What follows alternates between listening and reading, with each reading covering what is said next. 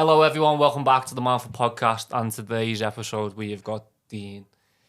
Dean's story is, I don't even know how to describe it. The life that Dean's gone through, the pain that he's endured, the love and support that he's gave out always. In a nutshell, we speak deeply about his time with his husband Gary and how Gary fell ill and Dean became his full-time carer, and it's sad, and it's not only sad because of what happened, but how everything happened, the support around them, the way everything should have been better for them. And it just shows that day-to-day lives that people do go through this stuff, and it is your neighbour. And meeting Dean, it never would have been obvious, to say the least, that he ever would have gone through that, especially the way that he is today. But please do enjoy this episode. It is very, very powerful. So it may be hard to listen to for some people, but we have kept it in a good light as much as we can. And we do have a laugh, and we can find the humour in it all. But sit back, relax, and get ready for one hell of a story. So, Dean, welcome to the Manful Podcast. Thank you. I'm really happy that you're here, and obviously from the conversations that we've had so far on Instagram, I'm looking forward to hearing your story. Obviously, we've had a small little chatter already, but I feel like the viewers that are watching or listening are going to have a really, really emotional time, because this is some story, would you say? Yeah. Yeah. So, to give them a bit of insight, who is Dean? Dean is, 47 years old. What? I know. Yeah. You do not look for your skin is amazing. 47. Not a Scouser. Where are you even from? though I'm from Oldham. Oldham? Northwest Manchester, yeah. Mm-hmm. So from there, moved to Liverpool 2000.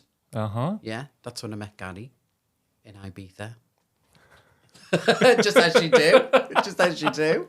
And then moved to Liverpool. And then from there, I've just created me job, just got through life. And So what is it then? So when you moved to Liverpool in 2000, like you said, you met Gary in Ibiza. What a place to meet him as well. I know. What was it in Liverpool that made you stay? What was your life like? It maybe areas that you lived, because there must have been something that made you stay for the next 24 years at least. Well, ever since I was a kid, Yeah. Mum and Dad would always bring us up to Liverpool at weekends, go to the Heritage Market. Always supported Liverpool Football Club. Oh, what a guy. So it was it's always been there. And even as a kid coming to Anfield, having the tour around the stadium.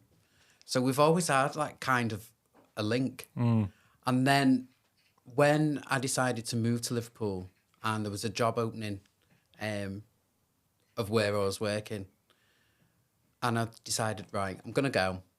Decided where I'm going to live. Just plucked out closest place by work.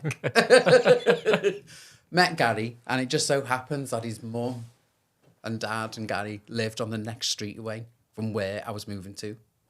So you met Gary in Ibiza. Yeah. Was this at this point you were already living in Liverpool, or was you I was about to move. About to move. Did you already know where you were moving to though? Yeah. And then Gary was in the next street. Yeah. Whoa, okay. I know. Okay. Even the weirdest thing is when I was out in Ibiza, the day before I went and got my hair cut, was talking to the hairdresser, was in Ibiza, walks into this bar, someone shouts my name, the hairdresser. I was like, hang on a minute. You haven't given me my money, get back here. What are you doing here? But yeah, it was mad. So then, so I lived in Wavertree and then changed jobs, went to work for Telewest Broadband, as it was then, down in the docks. Okay. And lived with one of the girls that I was on training with there, and that was fun. And that was, before the arena was built. Now I feel really old now. We used to park on the rubble. where the arena is now. Gosh. Yeah. Okay. So what else was you doing and then? Like, to carry on with this little deep dive, because I'm actually interested. Forget about the viewers. I'm interested now. Yeah. So what else was you doing then? Because from what we've spoke about so far, is like just getting to know each other. You've had quite a few jobs and like quite a lot of different professions. Yeah. Wouldn't say they're completely different professions, but they all can all interlink at one point. So so you've worked on like the NHS that you said. You're currently doing like Cinnamon World. Was there anything else that you've done? Gosh. Did a bit of dancing back in the day. Okay. Yeah. That was a long time ago. Done dancing, done bits of TV work. Yeah. Me and Gary had a 3-year contract with Psycho TV, Simon Cowell, and so we did work on Britain's Got Talent and X Factor, Extra Factor. Yeah. Wait, is there a job that you haven't done that doesn't sound interesting? What else? Did you ever get to meet Simon Cowell? No, only on Zoom. On Zoom? On Zoom. I mean, it's close enough. Yeah. If you hold it closer to your face, it's like you're face-to-face properly with him. Yeah, we had, I think I've got a recording somewhere. We were scheduled to ask David Walliams a question, and then we were doing our test with Stephen Mulhern on the Zoom, and then Simon Cowell walks past and he's like, who are these two? And then they're having this chat, and then Simon was like, no, they're asking me the question, not David. And we're like, get in. What was the question? I don't know. God. What was the question? I can't even remember. Can't remember. No. I know. If you had to think of a question now, what would it be? So that's Simon Cowell. Yeah. Jeez. Can I be your golden buzzer, please? As if? Oh. I don't know. I'd ask him why now is he so relaxed? And is the only reason that he's relaxed because he's had a child? Oh, that's actually very true. I'll have to get in touch with Simon Cowell. Try and get him on this podcast and I'll have a question there ready for him. So Dean has asked. Who's Dean? Dean, episode 28. Yeah. That'll be interesting. Someone asked me, like a kid the other day, because the school working, there's an autistic school, and one of the kids, he's obsessed with I'm a Celebrity. Oh. So he was asking all the staff that was stood around him, pick one celebrity to go in. Mine was actually Simon Cowell. I'd actually like to see Simon Cowell in the jungle. Good, actually. Yeah. I don't know, I feel like he'd be judging everyone. So ironic. Judging everyone, but then seeing him in the challenges, just seeing how he would act. It would tickle me. You wouldn't have a clue of what to do, though. Like, you do the food, Simon. No, what? Doesn't get delivered. Yeah, just a tin of beans coming from the sky for you, pal. So, you mentioned a person called Gary. Now, someone that may be listening to this on Spotify, watching YouTube, they'd be like, who's Gary? Who's Gary? Why did you keep saying Gary? Mm-hmm. Let's dive into a little bit about Gary then. Yeah. Gary. Who was Gary to you? Gary was my husband. An absolute nut job of a guy. Crazy. Anyone who met him, I would just tell you, like, it'd have you in fits of laughter as soon as you've seen him. It just absolute crazy. And we've been together since July 2000 until Gary passed. But, gosh, we've had a bit of a journey together, like more downs than ups, but we never, ever really let it get us to a point where we would ever be like against each other, arguing, and it was always a team effort. Okay. So, and that was from day one. That was literally from day one. I love that. What was it that made Gary so special to you? God, do you know, if you've ever met someone, and I still get this feeling now, and it's right in my heart, that just connects and just gets you from that instant moment that It's that. It's that. Yeah, there's no other way to describe it other than That. It's That's yeah. it. That. Yes. Give now. Yeah. Yeah. I understand that. That. Yeah. But what was his personality like? What made you use that? Gary was out there. Yeah. Like literally, he had an amazing personality. Really, really. And on like I said, it'd have you in fits of laughter. I mean, he was working in the NHS as a nurse, but was also a drag queen. What? I know. Okay. Kept that one quiet. So he was a drag queen. So I would be. It'd have these mad moments where it'd be like, right, I want this for the next show, and I'd be like, are you sure? Like, yeah. So I've ended up driving to like Lincolnshire to get dummies and try and fit them into the car. Like, literally. I don't know if you've ever seen him, but driving down this country road, and then you turn into this field, and it's just lines of dummies in these fields. And I'm like, it's scary. I was going to say, it sounds like a horror. There's like little kiddie ones, and like they've only got one arm or got a head smashed in, and like just different colours, and you're like, no. And you drive in, and there's not even anyone around. You're like, It's a setup. no, yeah, really is. But yeah, so we'd have mad moments together like that. But he was just this big character. Was that what stood out to you? And like, from when you first saw him on Ibiza, like that, like, did he have that big character, that aura about him? Maybe that was just like that attraction. I'm gonna have to tell the story, aren't I? So the way we met was here we go. I was on this podium dancing, sprayed gold, with hot pants on, when I was very thin and had a nice body. And Gary came over to me and was like, "Do you speak English?"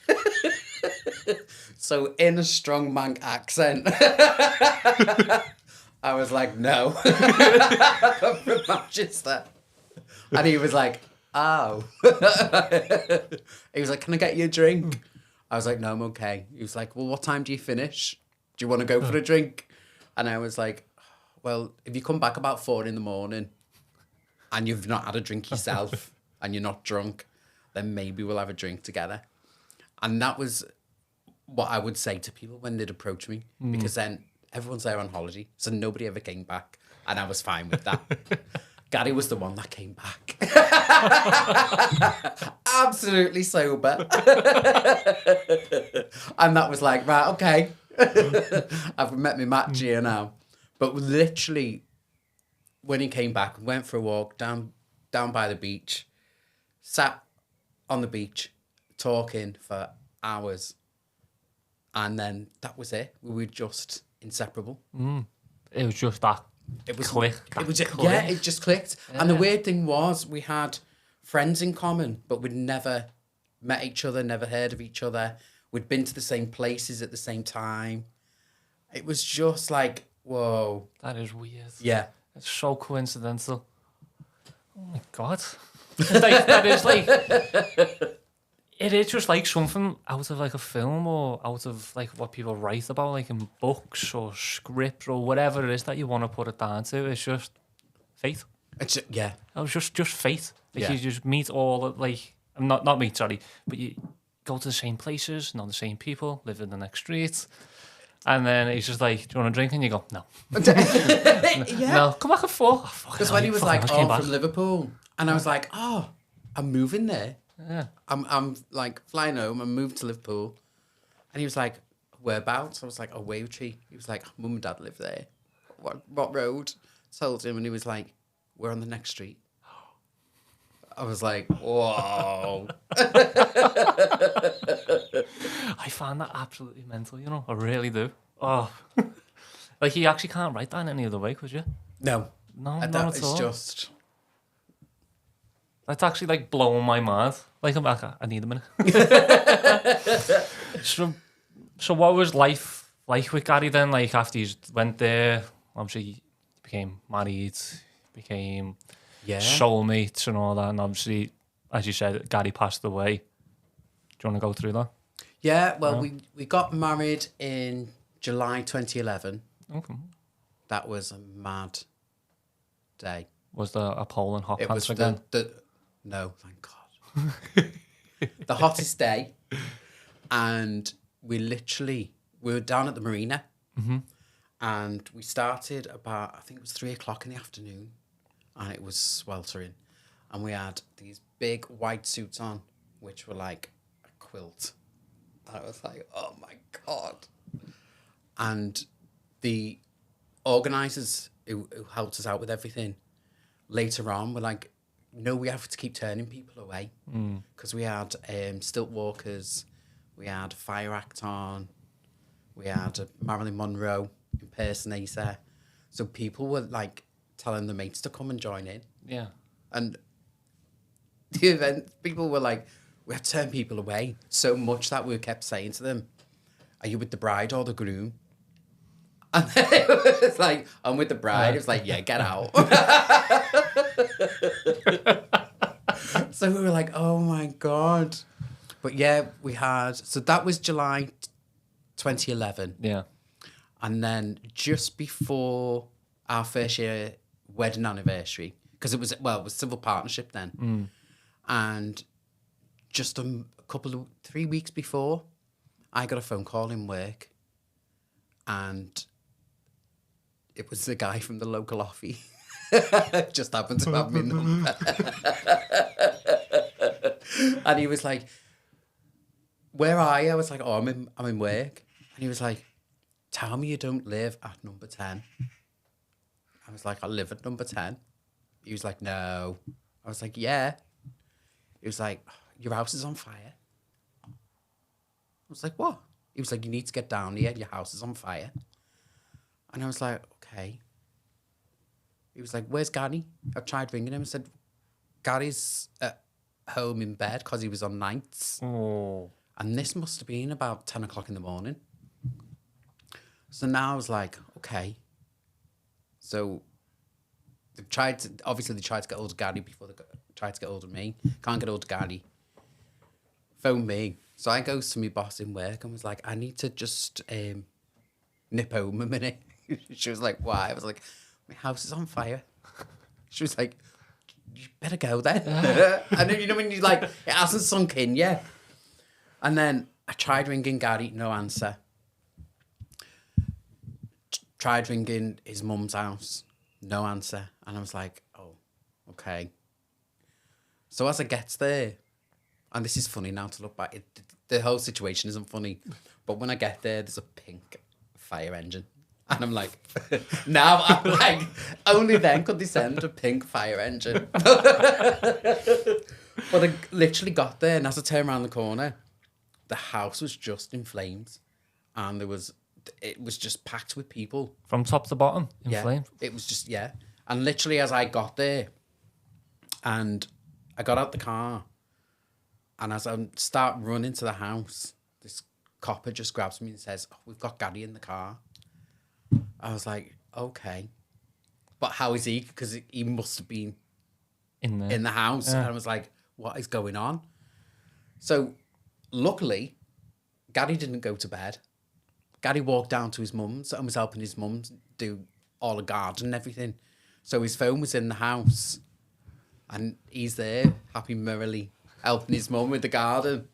I was like, don't believe it. Did he pop his head outside? Well, we were like... Someone got a barbecue on, Mum. Oh, it stinks in the air. It's mad. We were just like, what is going on? Mm-hmm. And then I can't remember, was the fire brigade or the police?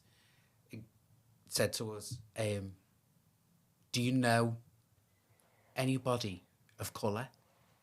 Or have you had anybody recently to the house? I was like, I don't know what you mean. Mm. He was like, well, do you know anyone of colour? And I was like, what are you talking about? It doesn't make sense. And he was like, there's been inscribed on the wall was this really derogatory term and then crew. And they didn't know what it meant. And I was like, doesn't make sense. And then they let us walk towards the house, and then all you heard was just everything just fall. And it was just, we were like,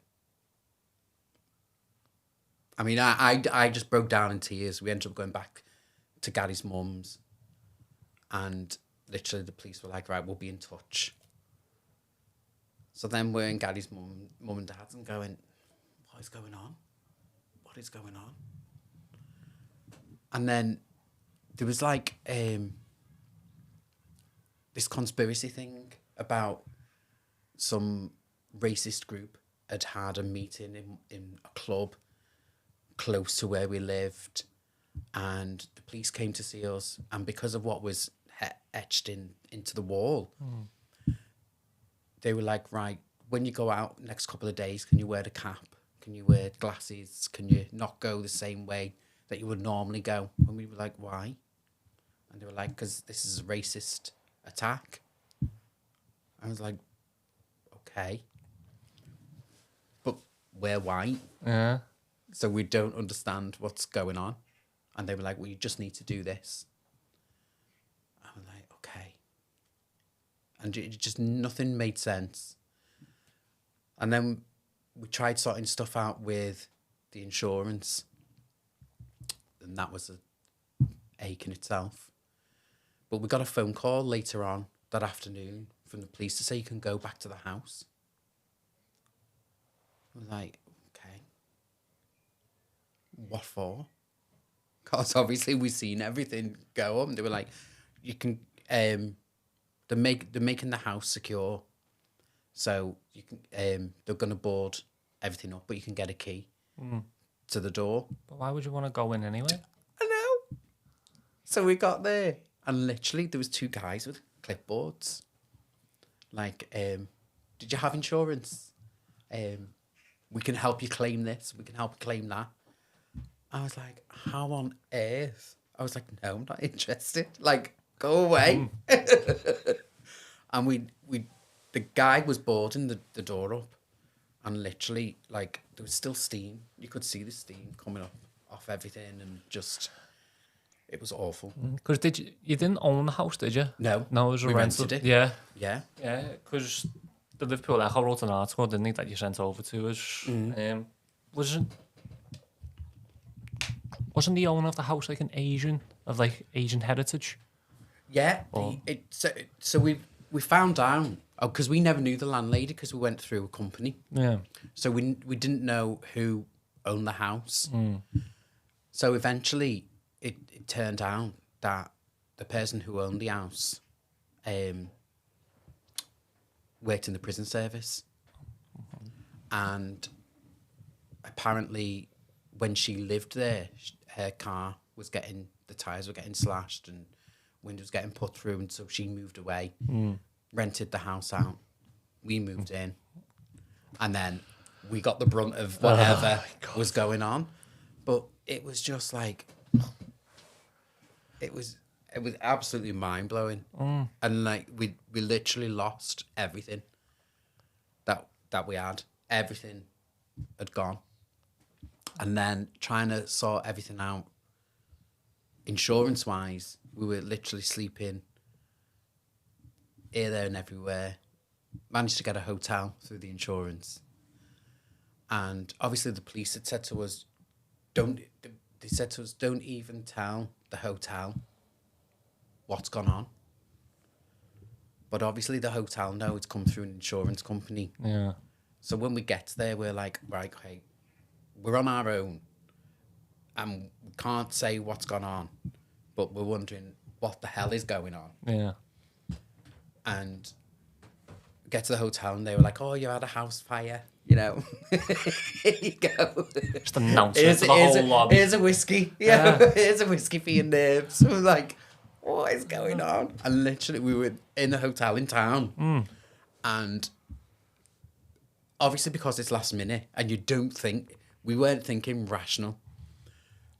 But we got put in this room, which just seemed to be like a spare room in the basement. And it just looked like it was accommodation for staff when they had to stay over. Yeah. It was like literally someone's just thrown this quilt over this makeshift bed. Like, we could see people walking across the street. We could, like, we're like, what is going on? I mean, it was just absolutely mind blowing. Could at least give you like first floor or something. Never mind basement. Yeah. Just put you up one level. But we were like, okay. So then we're in the basement and we're like, so are we kind of like hiding away? Because we've got to drive a certain way and be a certain way because the police are saying it's a racist attack and we might have been followed.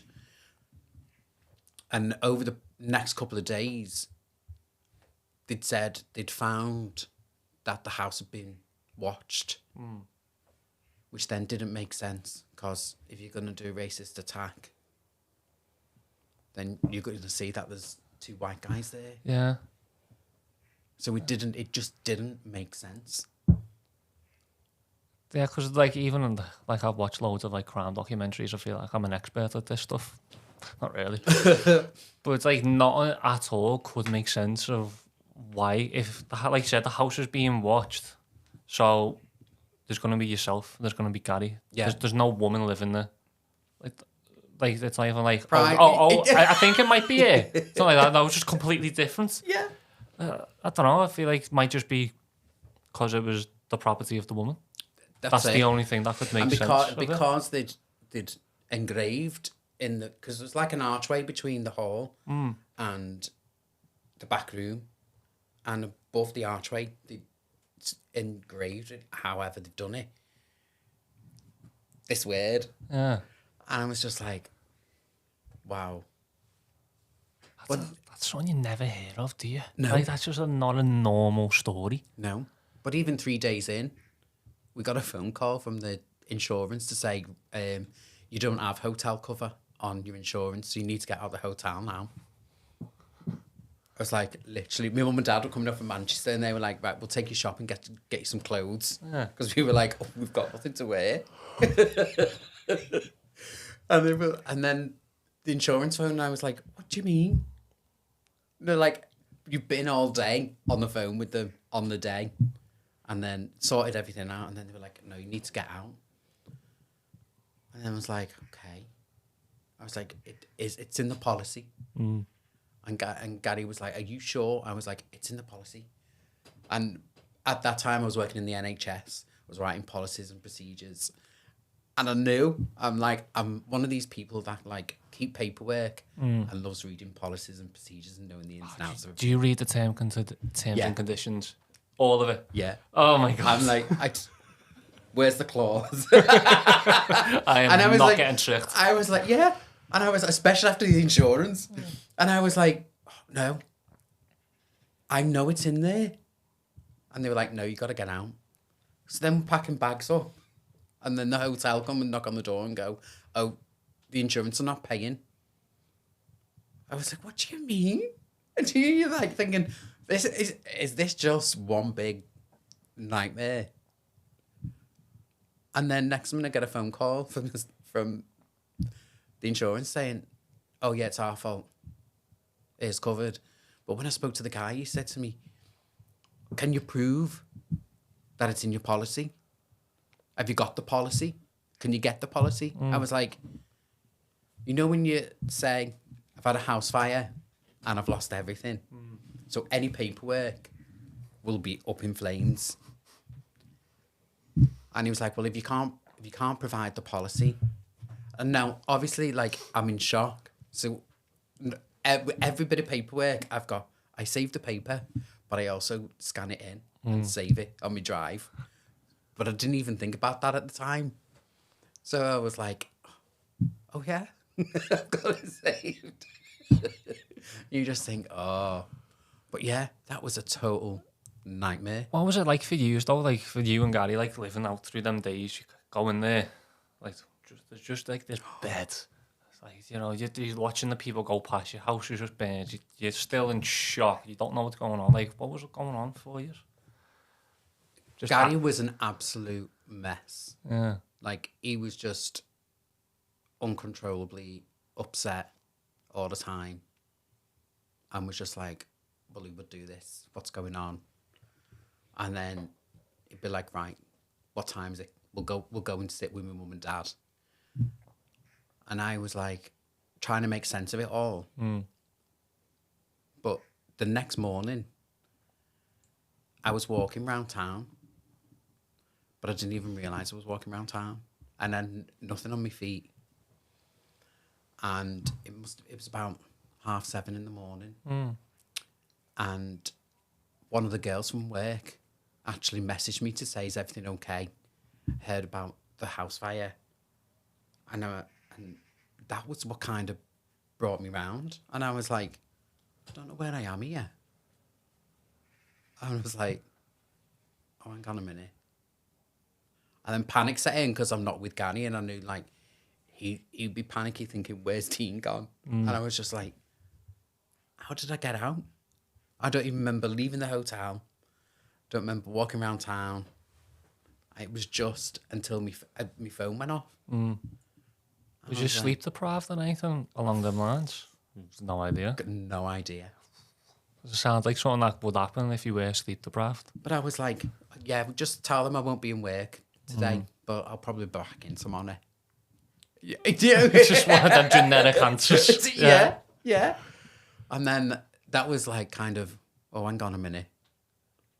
And then I phoned Gary and was like, oh yeah, you all right? And he's like, where are you? I was like, I've just come out for some fresh air. But then I was thinking, I was like, I don't know where the hotel is. Like, literally couldn't think. Like, where is it I'm going to?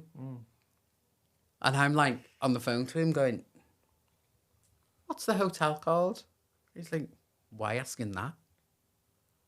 I just couldn't think at all. How long was you like that for then? Because obviously you like that probably for the rest of the day to a point. Yeah. But for the period of time, how long do you reckon you was like that? Or you and Gary were like that?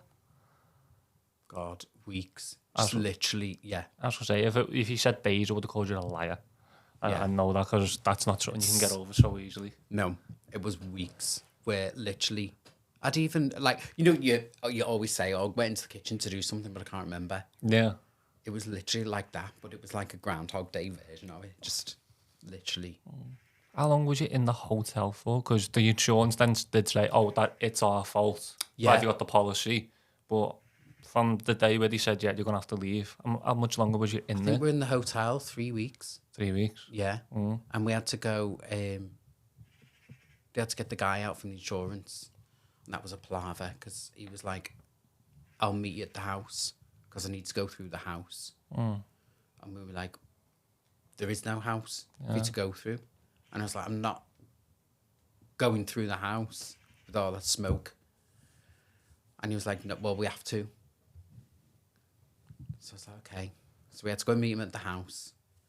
And we got the door unbolted. He goes to step in and he goes, oh, we can't meet here. Is there anywhere else we can go? Yeah. I was like, well, we could have sorted something if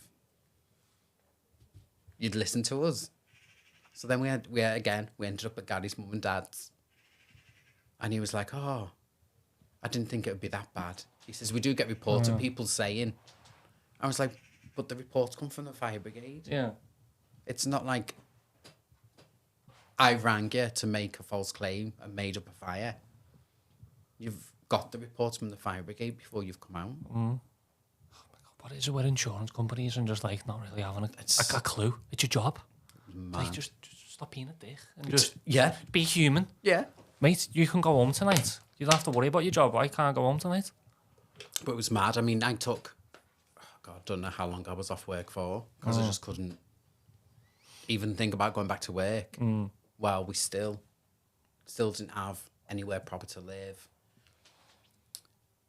And then we literally were like, we got paid out from the insurance on some things, but then they were like, proper insurance. Oh, can't pay out on this, can't pay out on this. So we're like, okay, what are we going to do?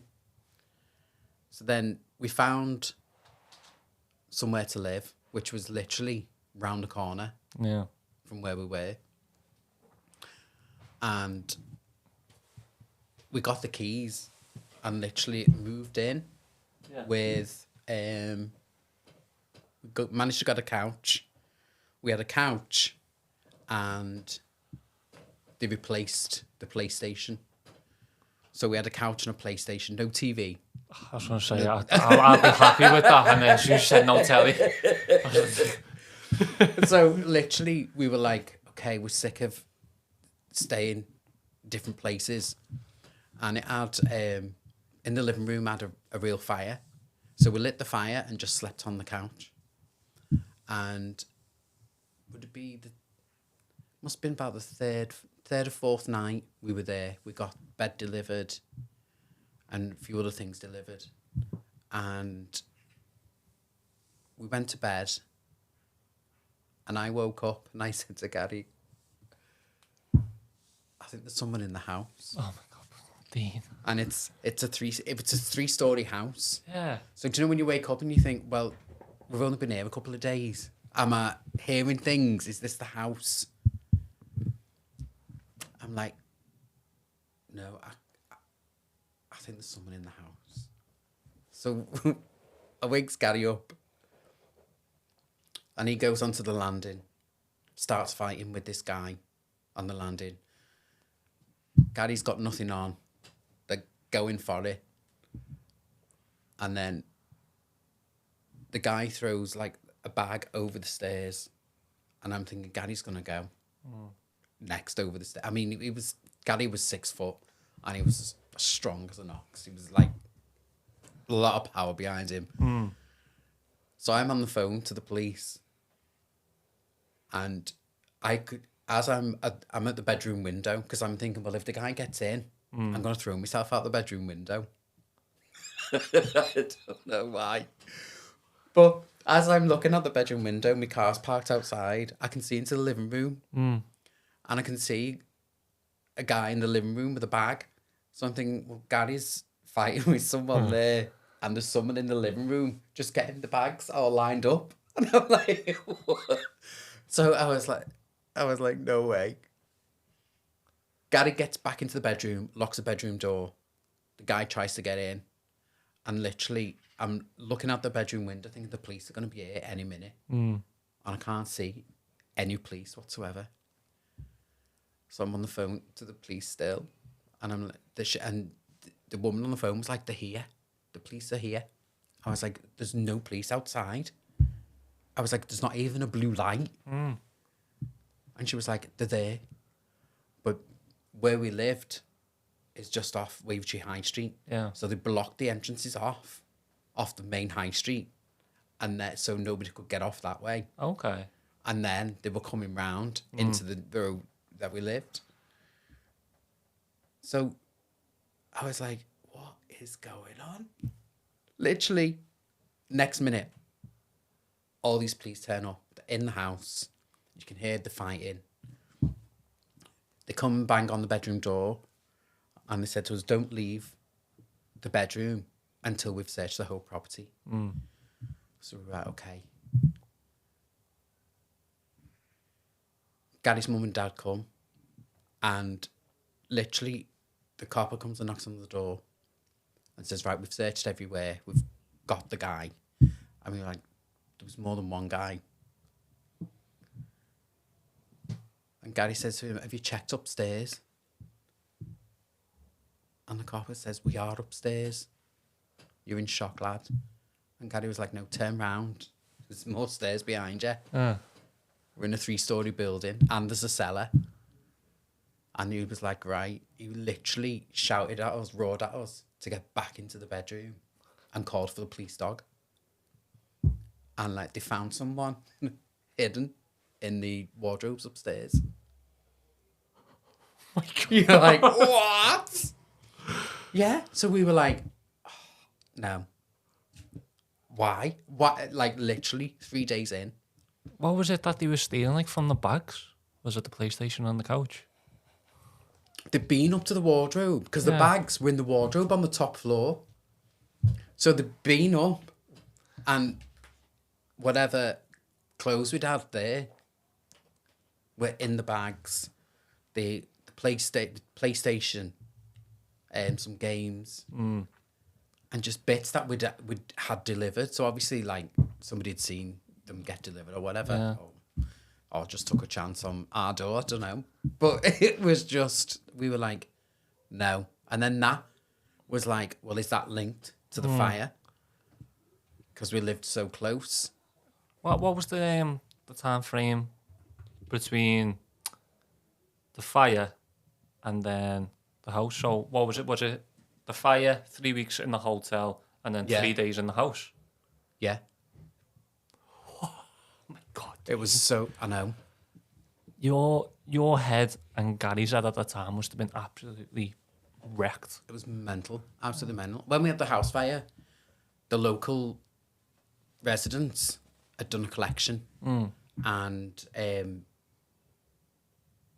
some of Gary's friends and his sister arranged for like a night, like a charity night kind of thing, to help to get us some money to buy stuff and everything. And that was so support. That was just amazing. Just to think like the residents have come out and supported us. And that's when people started telling us stories of like the car getting slashed and everything. But one of the weirdest things was, at the time, there was a lad who was Jake, who was a Labour MP, and he was like, "I'll try and find you some accommodation," and he was dead supportive. He like helped us so much. But this has just come to me head. This is how I'm going away. But when we moved to the next house, there was Labour were canvassing and coming round, and we'd received a letter from one of the Labour councillors saying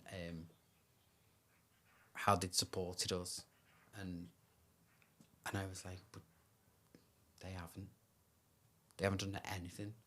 And the person who sent us the letter actually knocked on our door, and Gary asked her, "Do you know who we are?" She was like, "No." And he was like, "Are you sure you don't know who we are?" She was like, "No." And he was like, "Go get that letter." He was like, "You've sent that letter, and like you've told people that you've helped us, but you haven't. You've done nothing to help us, because we were struggling." And she was just like, "Oh, okay," and walked away. What? I was like, That, mad. oh, that's very, very, very weird. But yeah, she was just mad. Yeah, but stuff. we both had time off work. Yeah. Both mentally just gone. Just couldn't function whatsoever. How did you support each other in that time? Gary's mum and dad were great support with them, just because they were just there. And Gary's dad is a trained counsellor. Oh. Yeah. So he was like,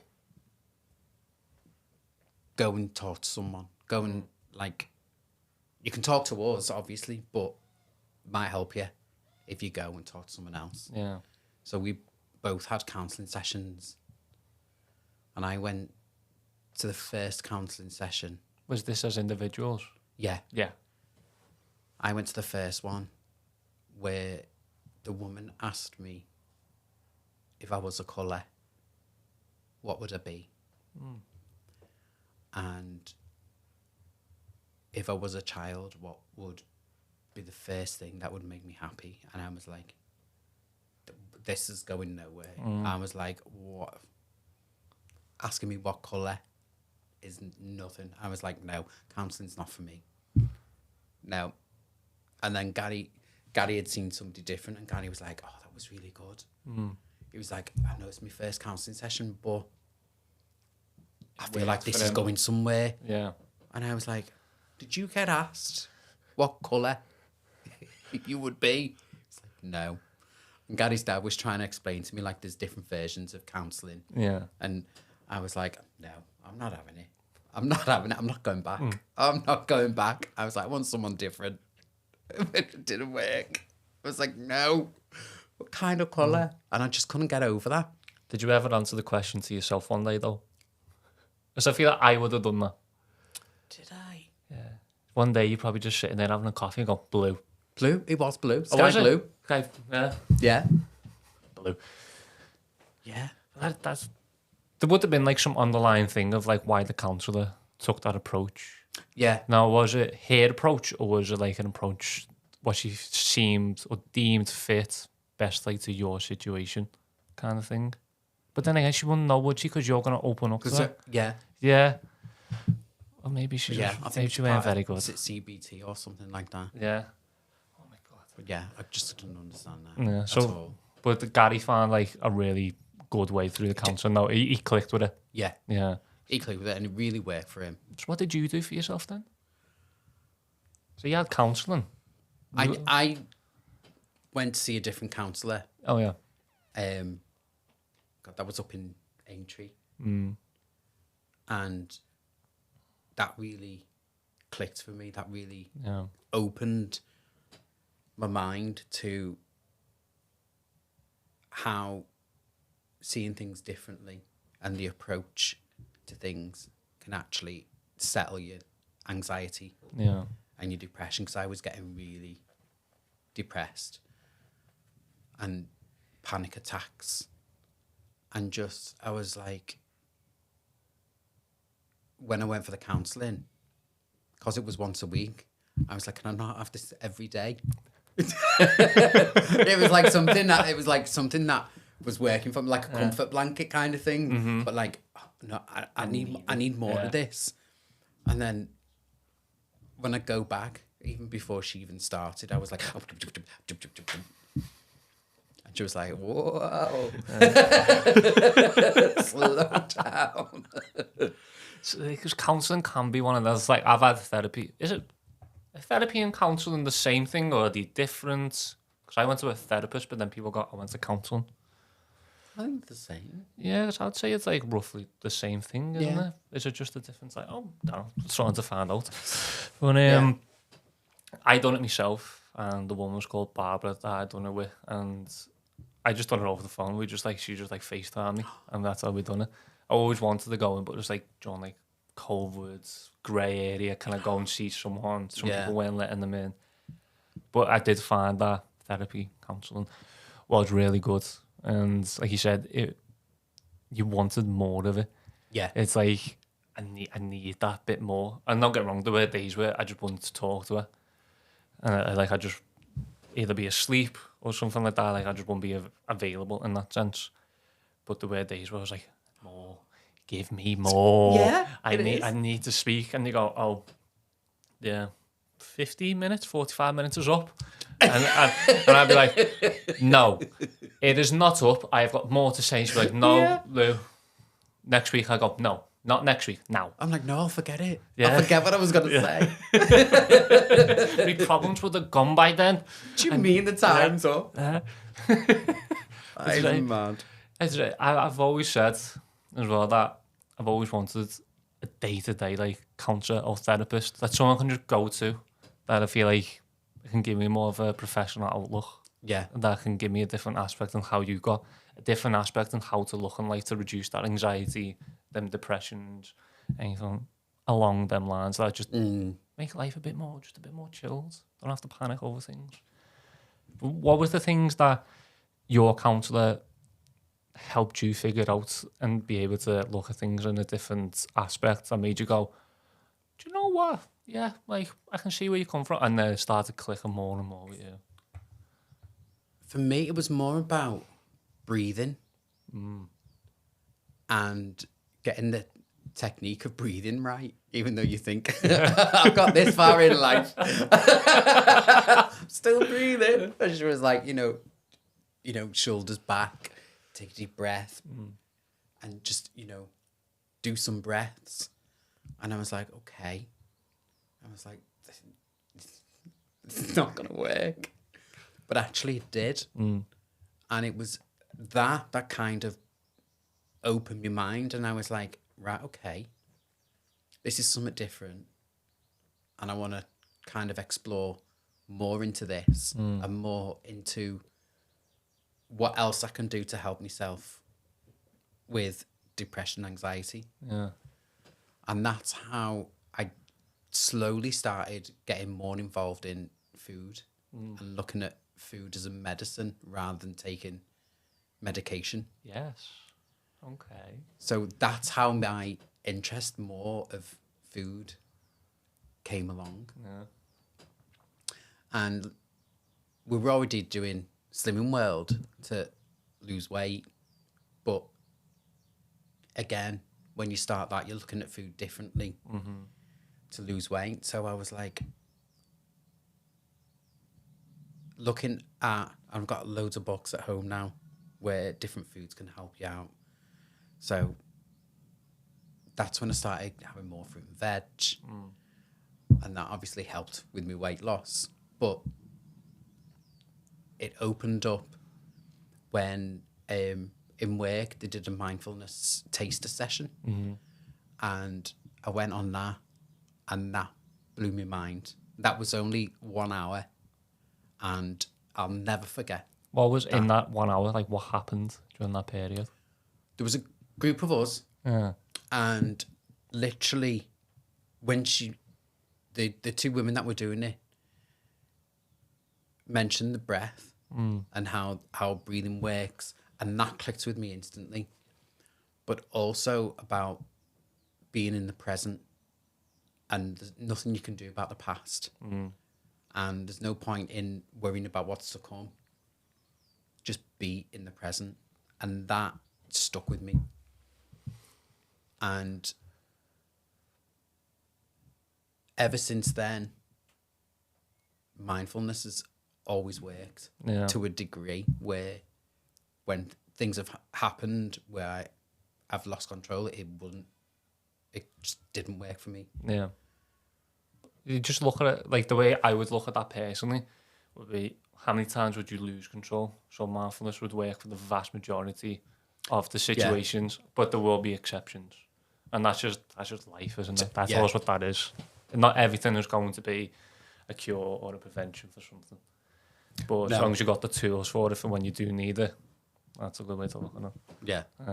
I was like literally on the mindfulness bandwagon, like literally driving to work, smelling the air, taking the air in, and then literally going full hog with everything, and was like, oh, this is great. It's like, even when you were saying then like about the breaths, and you was like, this isn't going to work, but then you tried, and it was. My first thought of that was, when you go to like a panic attack or you hyperventilate, you can't catch your breath. No. Like, you can't breathe at all, and like nothing's just there. But as soon as you catch it, it's like everything just calms, everything just relaxes. So if you can do that on a day-to-day basis and learn how to breathe properly, then it's gonna be. It's like if you're in an argument, or if a thought comes into your head, your thoughts can just run away. Yeah. And it's just take that breath, and it's like it's clearer. And when you say to people, just take a breath, it's like, don't tell me, take a breath. Do you reckon like the breathing aspect then has come away from us because that is such a normal, take a breath is such a normal saying. Oh, take a breath, will you? Yeah. But like someone would probably tell you to calm down, but you go, I'm not gonna calm down, I'm not gonna breathe, I'm not gonna do this. But like in the actual aspect and deeper meaning of it, just take a breath and you be, you're a dickhead. Let me just say calmer. I do want to look into breathing more. I want to start doing breathing exercises in the morning. Like obviously Wim Hof. That's how you pronounce it, Wim Hof, isn't it? Yeah. He's obviously the guy that does all the different breathing, helps you with your cold plunges and that. But I do want to learn about the breathing exercise and the actual routine of it. Yeah, it brings you more focus, doesn't it? Yeah, I feel like I need that. I feel like I'm not riddled, but I've definitely got ADHD, which affects my focus. Undiagnosed. Probably because I work in the school and they've all got around me and I've adapted to my environment. I do, like, the kids will sit there and then there's a go sit. Like, they're all my lot are about 14, 15, 16, like that age. So they're all switched on. I've got like the more switched on kids out of the school. And they'll go, sir, I think you're autistic, you know. Or they go, sir, you've definitely got ADHD. And they'll sit there and just take the piss out of me. But then we're sitting there going, I agree. Like, I fully out. Because, like, a few months ago, I had my laptop in front of me doing work. I had the iPad in front of me doing work. And I had my phone next to me. And I was doing work, and I was just doing, like, little bits and bobs on my phone. Shouldn't be on my phone, but who cares? I'm an adult. And then I had the kids around me and they're also talking in conversation. And there's this one kid who's walked over. He's always dead placid, if that's the correct word to use. Always dead calm. But then there will be moments where he goes, ugh! But he just came home and said, ADHD. ADHD. This is, I'm thinking, you might be experts at this because you live in that world and I don't. But if you're just saying I've got it. Don't need a doctor. Yeah. Yeah. 15-year-old Bob has just told me that I've got ADHD. So that was me going off on one day. I just thought it all came into story, but it never. But, take a breath.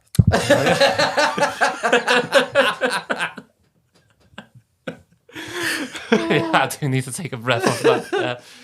So going back to before, let's be professional again. Yeah. After the whole thing of the house, the burglars, and that, what was life kind of like? So you've done your counselling. What was life kind of like then for yourself and Gary? It was fab. Yeah. Just getting on with life, really having just a really good time. Work, we both loved our jobs. We both worked in the NHS. Both loved our jobs. Just literally, life was really good. It was just, yeah, there was like no problems whatsoever. And then literally we were in Gary's mum's on a Sunday doing Sunday dinner. And Gary was never one to say, I don't feel well. Yeah. He'd still go to work. Like, nothing would stop him from going. Like, he was so passionate about helping the patients in work. It was unbelievable. It's like they were first. And when we were doing Sunday dinner, and I was like, yeah, I'll do this veg. And he was like, no, it's all, I'm just going to sit down. Like, what? Yeah. And then he was like, actually, I'm going to go over the road and I'm going to go and lie on the couch and have a little nap. Now, we'd never do that. Ever. So you thought that was a big indication, big red flag. Okay. Yeah. And he went over, lied on the couch, and I'm literally carrying on with the Sunday dinner, then letting it all do. And then I goes over, and he's on the couch, but he's like a bit of a funny colour. And I tried waking him up, and he was like, no, I'm not waking. I was like, okay, I'll give him 10 minutes. He might just need a bit of a sleep. And then I was looking at him and I thought, hang on, this doesn't seem right. But is he having me on here because I've just done a first aid course? And practical joker that he was, but would do something like that. And when I eventually woke him up, he was like, I can't feel my legs. I was like, come on, get up. And he was like, no, seriously, I can't feel my legs. I was like, what do you mean? I was like, explain to me what you mean. You can't feel them. And he was like, I'm trying to move my legs and they're not moving. I was like, okay. I was like, can we sit you up? And he was like, no, just don't touch. Just phone an ambulance. And I went to the door while I'm on the phone to the ambulance, shouted his mum and dad over. And we were like, maybe it's because he always suffered with bad migraines. We were like, is it linked? Is it just a bad migraine or... But we ended up going to the Royal and was in there for... God. Must have been a good 3-4 hours.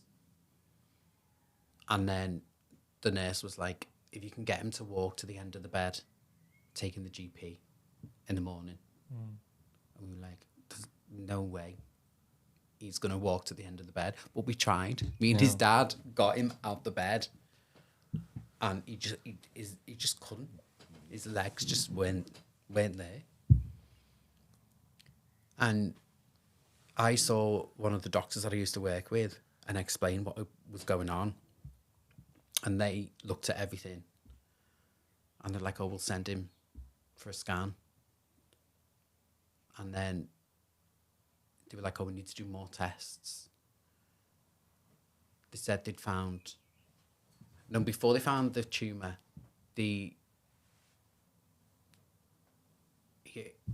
went up onto the ward and then was literally in pain all the time, like spasms, like the video that I showed you before. Yeah, which was not nice to see at just, all. No, it was like that days on end. Yeah.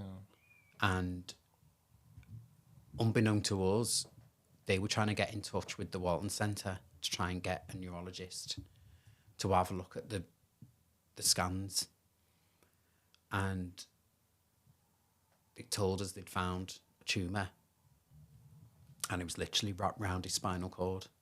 So it was compressing on the nerves, which was giving him the spasms and the pain. And the medication that they were giving him wouldn't take all that pain away. So then they were trying to get him to the Walton Centre. But it was literally from then, I think it was about a week, he was in the Royal and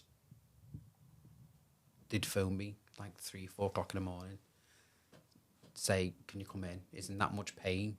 We can't control him. Can you come in and just try and help? And I'd be like, okay. So I'd go in. Sometimes I'd get Gary's dad to come with me. Yeah. And it was just like, just seeing him in that pain and not being able to do anything. And all we could do is just sit there.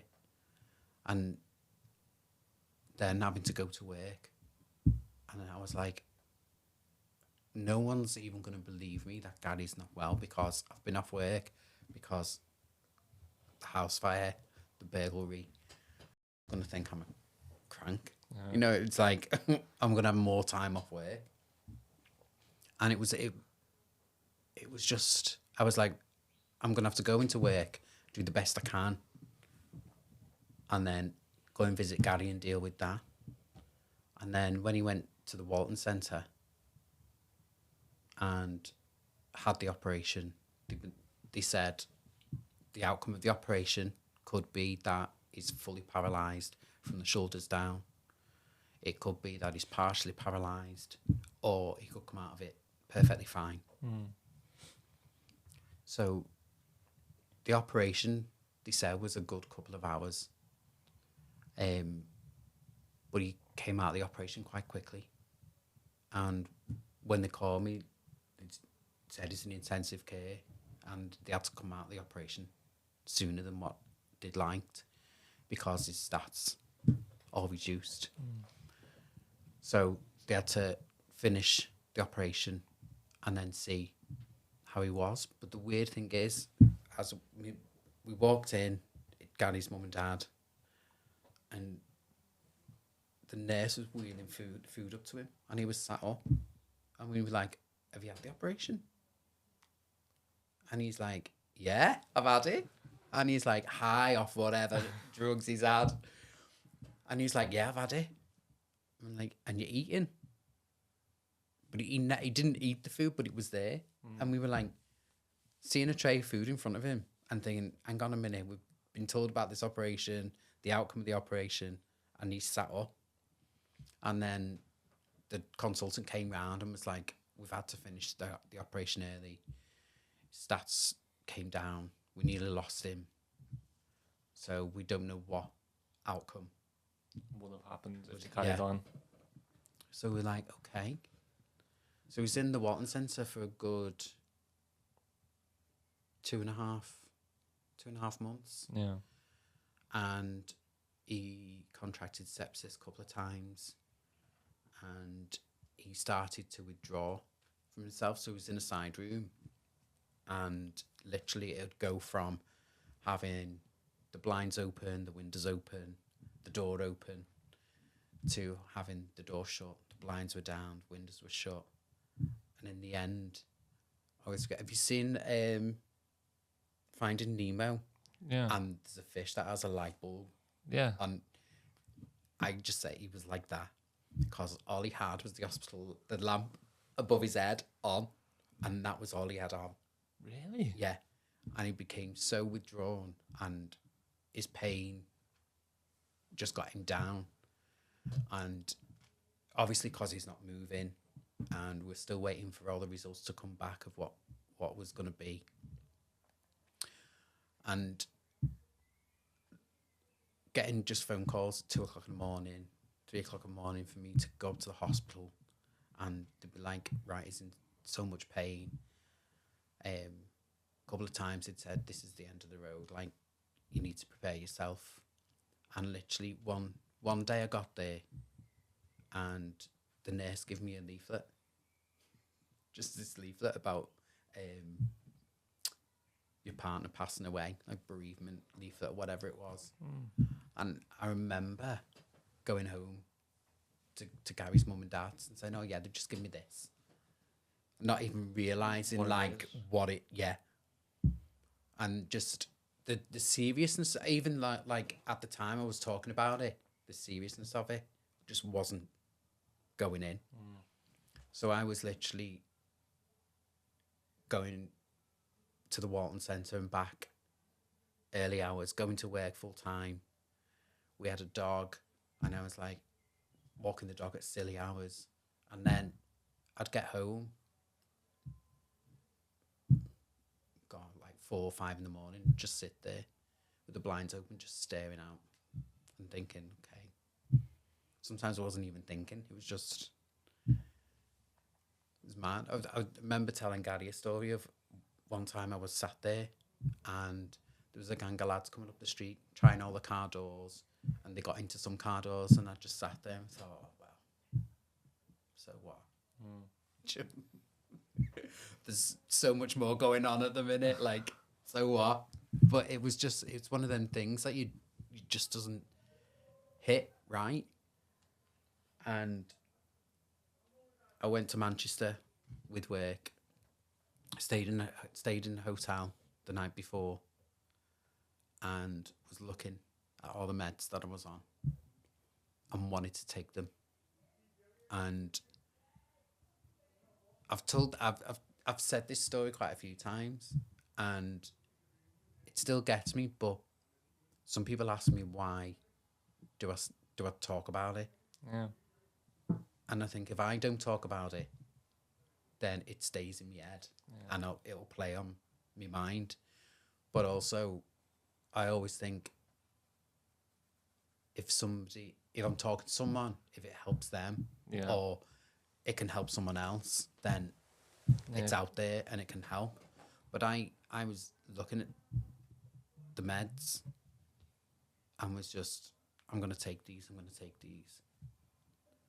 And then I had the thought of, what if no one finds me? And then, like, I'm going to take them. But that was all night. And then I realised it's time to go to work. And I didn't have anything for my breakfast. The girl that was staying as well, she was having breakfast, and she, to her, it was just a normal day. We were going to do our job. And I was just like, wasn't even listening to her. Wasn't present. I remember going into work, seeing one of the managers and asking if I could speak to her.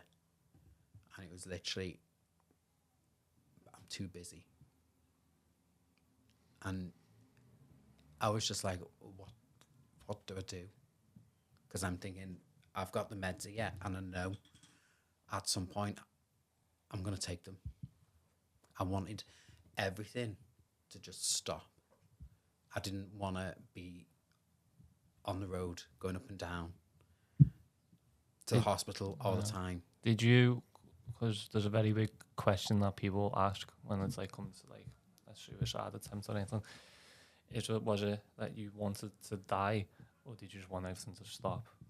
Yeah. Because some people think I want to die, but really they just want things to stop. But they do the decision that you can't come back from, and they don't know what it is that they really want. They just know that it's, I need this to stop now. There's an out. I wanted everything to just stop. Yeah. I just wanted, everything was just noise. And I just wanted to be able to get some giant headphones and just have that time to think, just to think of like what is going on, to process everything. Because I never had any time to process anything that was going on. Because I'd either be in work or at the hospital, and there was no give from either end. Did you feel like the time with Gary going into the hospital? I know you said it was like 2.5, 3 months. But did you feel like that it went by so fast because everything was just go, go, go, Yeah. go? Yeah. Yeah. It was mad. It was, when that happened, for like the 3 months between the Royal and the Walton Centre, that was literally, could seem like 2 days that he was in there. And it was like the 3 months. And even to think back now, everything that we all went through, I just feel for somebody who is going through that now. Yeah. Thinking about the support that they've not got, because there is no support. There really is no support. And it was later down the line that support came.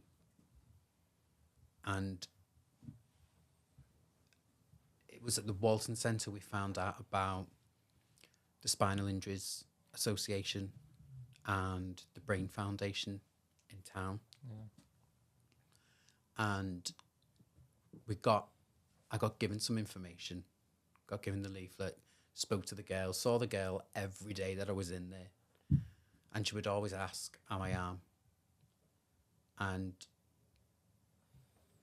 as you do when you get given a leaflet, it's just put somewhere. And at that time, I'm like, don't know where I'm putting anything. But I eventually, after speaking to somebody in work about the way that I was feeling and knowing that I couldn't go on anymore, I had to stop work. Yeah. And it was one of the most busiest times in work as well, helping to do the recruitment for the junior doctors. And I thought, well, maybe if I reduce my hours, that might give me some leeway. Yeah. But then, obviously not thinking straight and thinking, okay, even if I do 3 days rather than 5, I've got 2 days to deal with everything with Gary and the weekend. But when the hospital rings you, they don't ring you on a day that you're off. Do you know what I mean? So that was just like, no, I've got to come out of work. So I literally was off work for God knows how long. And then after Gary's operation, he got transferred to Southport Spinal Unit. And they were like, that's where they do all the rehab and then look at the outcome of what is going to happen and what he'll need to eventually be allowed back home. Yeah. So he was in Southport for 3.5 months. So he's already done 3 months as it is? Yeah. Jesus. So now I had to trek up to Southport Oh. and just like up in there every day was just a nightmare. And again, with Gary's mum and dad, we would ships in the night passing, going to Southport and back, and then not realising, you know, we're there to try and support each other as well. And it was just, It was really, really harrowing at times. That take more of a toll on you as well, even though you weren't working as well. Yeah. Yeah. Because then the balance wasn't right of work was my trying to keep me mind working and trying to be focused. Yeah. So I took that out of the equation to think, right, I need to sleep, I need to function. I was literally getting in the car and I'd go to Chippy on the way to Southport, and then I'd do the same coming back. So it was mad. But then because I didn't have work, there'd be times where I'd be like, right, okay, what am I doing? I'll be at the hospital more. Yeah. And then time came where I was like, hang on, I need to focus on me, because I didn't realise it, but I'd put loads of weight on. Yeah. And when Gary went to Southport and he was having physio and all the rehab that he was getting, and then when somebody said, you know, if he gets home, then we need to see the capabilities in the house and what he can and can't do and who he needs to help him. And I was like, oh, there's no way I'm going to be able to help him. I'm too big to help him, not even. And it was at that point where I was like, I realised I'm literally on my own, because my work colleagues are all in work, so I didn't get to speak to anybody that I work with because they're all in work. Friends are busy, and some friends just couldn't cope with what had happened with Gary, so friends backed off. And my support with Gary's parents, even though we lived across the road, again, we were just passing each other. So I was just like, what can be done? What support can I get? And reaching out, it's like, there's nothing there. And I was like, there's got to be some support for the family to try and get everything just sorted for them to be able to cope with the person coming home. And I struggled with that. But then as Gary was getting stronger, they moved him to a unit in Southport where the NHS have got like 4 rooms in this place, and it's got a swimming pool, and it's quite an active social place for people with disabilities and spinal injuries. So he was like, he could get in the swimming pool and he could walk in the pool. But as soon as he got out, Couldn't do it. couldn't walk. Yeah. And just to see that was like, whoa, that was mind-blowing. But I spoke to the people who did his physio and about him coming home, and I was like, look, we live in a house where there's a step up from the curb, there's 3 steps into the house, but then how do I get him upstairs to the bedroom? What happens there? Did you have to bring a bedroom downstairs? Was that Yeah. Yeah. They started, when he was getting stronger, they said he could come home 1 day a week. So that started on a Thursday. So Gary being Gary going, well, there's no point, there's no doctors at the weekend, so I might as well just stay for the weekend. So that, over that like couple of weeks in doing that became like a Friday to Monday job. But I had to move the bedroom, bring the bed downstairs into the dining room. Yeah. And then because he had no bathroom, I had to wash him in the kitchen or in the bed. Yeah. And then it was like trying to lift him and help him. I'm like, nah, this is no good. And that's one of the reasons I went back to Slimming World and thought, right, I've got to look after myself. Yeah. If he comes home and if I'm looking after him, then I've got to get fitter, because there's no way I can look after him. Yeah, because essentially Gary was like dead weight, wasn't he? Because he Yeah. couldn't support himself. And he'd put on a lot of weight. I mean, he was thin. Yeah. And like literally gone to 25, 26 stone. He got big. And just trying to help him to just move in the bed was, I just couldn't do it. Yeah. And one of the other reasons I went back to Slim World is because I knew there was people there every week, and I could just go and be me and be amongst other people, because I wasn't seeing anyone either. Yeah. So for months, I'd not had a social life or anything, not even seeing anybody. So I was like, kill two birds with one stone, go back to Slim World, lose the weight, but also integrate myself back into society, because I ain't seen anybody who's not a part of what's going on. So that, I would say that saved my life, because if I didn't have that, I don't think I would have been here now. You really think that? Yeah. I often thought about driving my car into the Mersey or just closing my eyes, putting my foot on the pedal and just see what happens. To think about it now, I just think, oh, you're insane. But back then, I knew I wanted to just end it all and think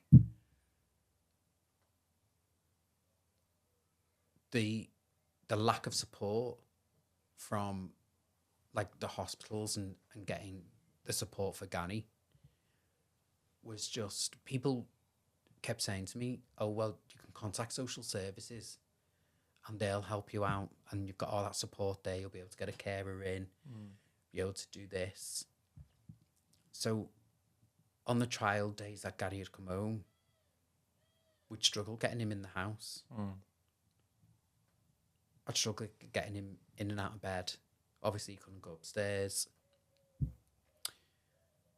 And then they came to do an assessment and allowed him to come home because they had the bed downstairs. But Gary was just existing in the bed. I was going to say, was he ready to come home? No. Yeah. And I got in touch with social services and asked about a carer, and it's like, oh, because of, I think Gary was still on sick leave from work until they retired him on ill health. So when they retired him on ill health and he got his pension, because he's over the bracket of, it was something stupid like 4p, we had to pay for the carer to come in. Because he was over the bracket by 4p. Yeah. It was, and it's, when you hear things, I just think now, when you hear things like that, it's just, nah. And everyone's like, no, social services, it's all free. You get all the support free, and you'll get the bed, and you get this, and you get this. No, it doesn't work like that.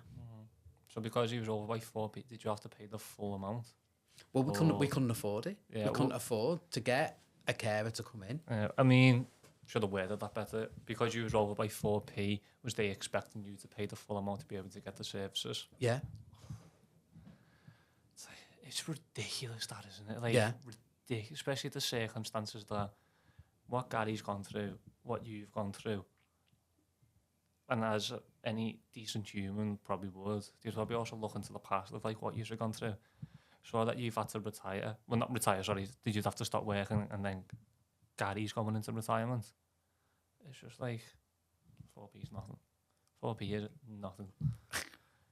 It is. is. Yeah, like I could have 4p on the table and just flick it all off and never think about it ever again because it's just there, isn't it? That's just existing.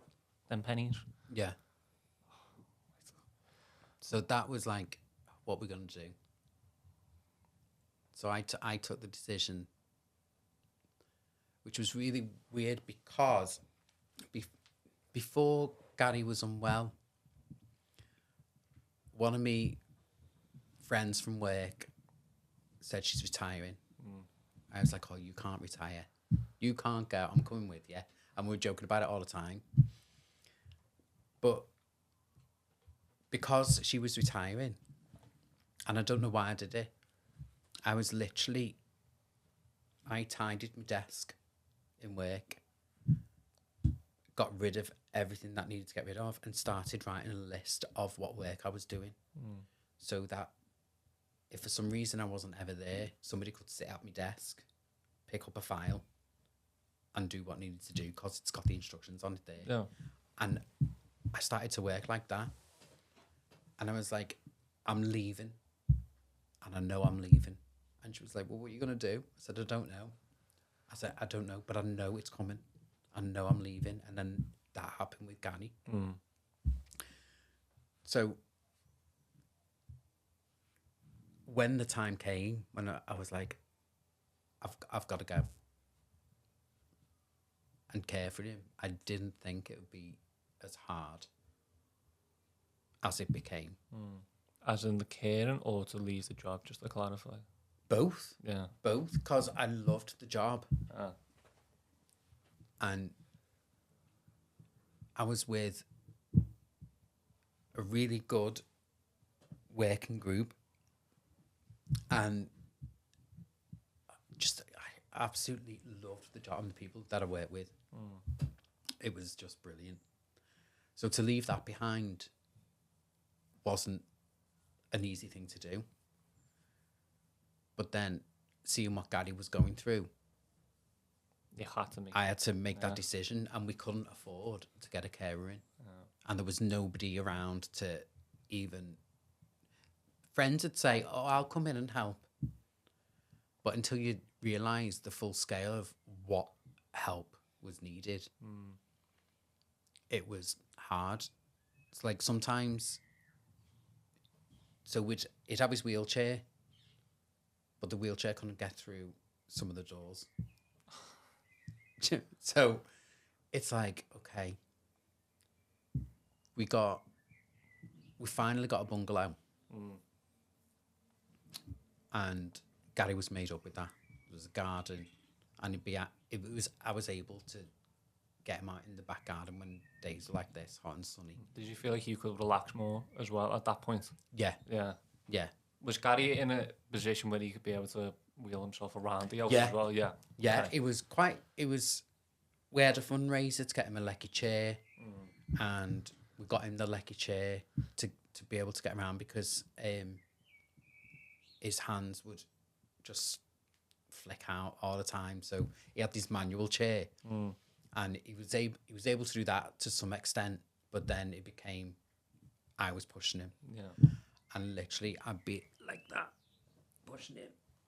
Because it was, the handles on it was so low down that I was like, literally. And we had a fundraiser at the beginning to get a lecky chair for him, and he had that.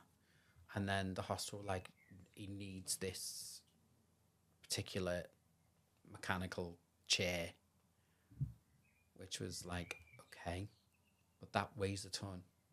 So if he wants to go out, if he wants to have a life, how do we get him from A to B? Yeah. And they were like, oh, you'll need a car to get the chair in. So for months we struggled with I just struggled with just putting the wheelchair down and putting that in the boot of the car. And then to get this heavy thing, they were like, yeah, you need to get a car suitable. So we applied for a Motability car, which then took money from the benefits. So we were like, we're going to have to do it. And we really struggled. I mean, with the benefits, we really struggled. And like I said before, we ended up in court. They're saying they paid us, well, they paid the housing over $3,500. Housing benefit was overpaid because they'd given us the wrong benefit. So we went through all that, and it was just, I'd literally go and have a meeting at the job centre and come out and be like, they've told me to do this, but I don't understand, because if I'm on this benefit, that means that this one's taken away. So it really got really complex. And then we got to a point where we couldn't even afford to get food. And literally, then it was called South Liverpool Zero Waste. Yeah. And found them on Facebook. And they just started in Halewood.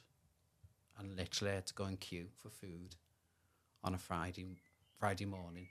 Yeah. And come back with whatever food was in the bags. Yeah. Just to like put like a bit of context, what time was this around? Like not the actual like 7, 8, like year. When was this? Because obviously at the minute we've got a big thing about food banks. So if that was happening around when? Gosh. 2, 3, 4. I'd say about 4 or 5 years. Yeah. So they were already starting then, weren't they? Yeah. Yeah. Okay. And Gary's sister had previously been to, I think it was Asda. You know, in Asda where they've got the food thing where you can put the food in for food banks. Yeah. And she'd asked and said about, this is the situation. And they were like, oh, no. No. And it's like, oh, so you've got to qualify with certain things and be on certain benefits or whatever. And it's like, wow, okay. So I learned a lot about literally going from budgeting, learning a lot about benefits. And then Liverpool Zero Waste. And was just like, whoa. I was like, this isn't a life. We're not living. We're just existing, and we're just about getting through every day. Yeah, because you said before we started that you were on £100 a month, wasn't you, from the benefits? And like we were saying, it's like, what is £100? Yeah, that is nothing. It was when we finally sorted all the benefits out. There was just enough money to just about live. And people were like, oh, you must get loads of money from the benefits. Cause so I think that, like, when I hear someone's on benefits, sorry to interrupt, by the way, because my daddy works in housing, and he said that there's been people that live in the houses that they own, but they could be earning like £2,000 a month off benefits, and they don't have to work, and they just know how to play the system. So I always think, I'll just go on benefits, so I'll get more money. But what you're saying and what you've experienced and lived through, no. It's not. Not. It's not. And the only time I've ever thought, oh, this is what people mean, is when Gary passed and got the benefits changed then. Yeah. But the lead up to that of, we'd have loads of times where we'd have to phone an ambulance for Gary where he wasn't well. And literally, he had sepsis quite a few times, pneumonia. So he was in and out of hospital. He could be in and out like 2-3 times a week. And they'd literally sort him out, be back home, and then be like, no, it's not right. Yeah. Chest infections. But obviously, as time got on, he couldn't move around more. We had the hospital bed in. Yeah. And he just wasn't moving. And he just wasn't getting out. He just became a recluse. Yeah. And obviously, without moving, gained more weight. He was type 2 diabetic, but then that went to type 1. And just everything he did couldn't control his diabetes. Yeah. But he had chronic liver disease as well. And there was loads of other things that literally came on in the day after the operation of the tumour. Yeah. But on Gary's mum passed away September, and then September 21, and then June 22. It was the week before. Gary was in bed, and he was talking to his mum, Yeah. and his gran, and he was like, "Yeah, I'm coming to see you." I was like, "What is he talking about?" And he's like, "Yeah, no, I'm not going to tell Dean. Yeah, I'll see you soon. I'll see you soon." And I was like, "Who are you talking to?" He's like, "Oh, no one, no one." I was like, "Okay." And then literally the same day, the week after, I could always, every time I woke up, I could always hear his breathing was different. And then I'd know whether he's got a chest infection coming on, whether it's pneumonia or whether it's something else. And his breathing was really weird. I can't even describe how it was. But I went over to him, and he was just blank. There was nothing there whatsoever. Yeah. And I was talking to him, and he was looking at me, but there was nothing. There was just there was not even a hand movement, or his face didn't even, like, you can read people's facial expressions to say, you know, "Oh, I don't understand what you're saying," or there was just not. He was just looking. And I phoned for an ambulance, and when they got there, they literally like took his temperature, did all the obs, and then they were like, "Do you normally?" They put him on oxygen, and then they said to me, "Do you normally go to Whiston or the Royal?" And so I explained to them, like, we normally go to Whiston because Gary worked in the Royal and didn't like going back there. And he always used to say, "You only go to the Royal to die."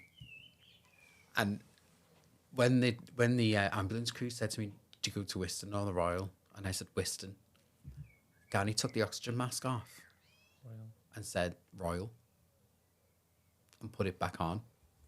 And the three of us looked at each other. It was like, we've had no response from him whatsoever for the time they've been there and the time before they got there. So they were like, "We're just going to ring for a paramedic because we might need them on the way to the hospital." Yeah. So I'm just telling you now, it's a bit touch and go. I was like, okay. But he'd be in this state several times before. But obviously, with he's just not there. That was a new thing. So it's like, okay. So get to the hospital, and literally as I walked in, we got him in a room. He wasn't. He just, Gary had gone. It was just his body there, and not even taking any notice of anything that's going on. And the hospital staff said, "Can you feed him? Because we need to get his diabetes under control. And we can't give him his insulin if he doesn't have anything to eat." Yeah. And I was trying to feed him, and there was nothing. He'd just look. And then I went to give him a drink, and literally I went like that. And he went like that to take it off me, but he didn't take it off me. But he did the action. And then put his arm down and was like, "This isn't right." And I'd phoned his dad and his sister. And I was thinking, right, okay, as soon as his dad or his sister gets here, as soon as he sees them, he's going to perk up. His dad got there, and I thought, oh, yeah, here we go now. His dad walked in and was like, "Hi, Gary." And there was nothing. And Gary's dad just looked at me. And then, like, after a bit, he was like, "I'm going to have to go." And because we'd only lost Gary's mum a couple of months before, it was so hard for his dad. And I went home to look after the dog, saw the dog out, went back to hospital. And when I got back,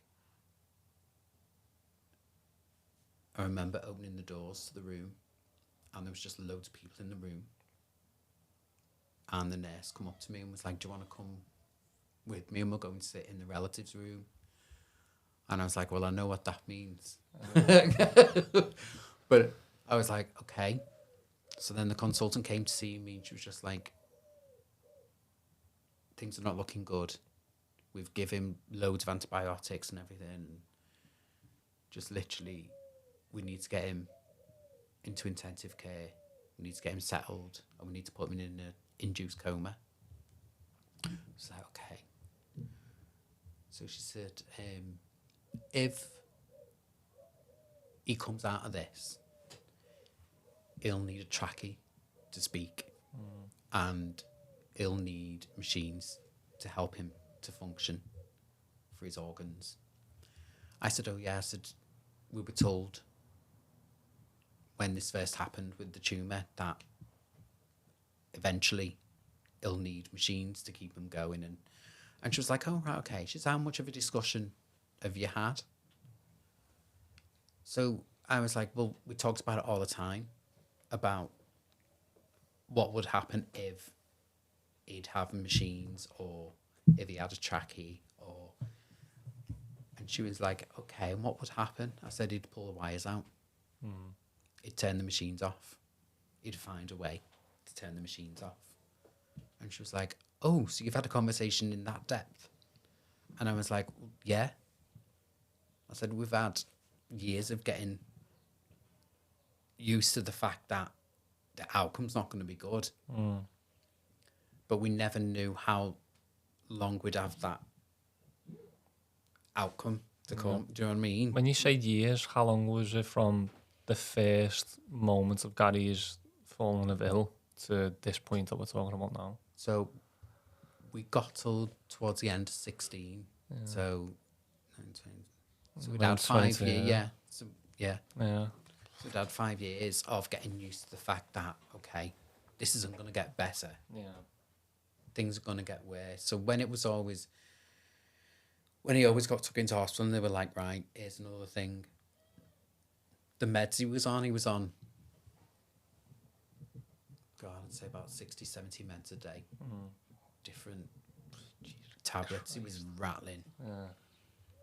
And, I mean, literally, we had to get the meds delivered, and there'd be probably about 8 carrier bags full of all the meds, and that was just insane. But yeah, they said to put him in an induced coma, and they'd give me a ring later on to see how I was doing. And literally got home, and it was 1 o'clock in the morning. Got a phone call, and the doctor was like, "We've settled Gani, we've given him all his meds, and I just wondered, whereabouts is it you live, and how long will it take you to get to hospital?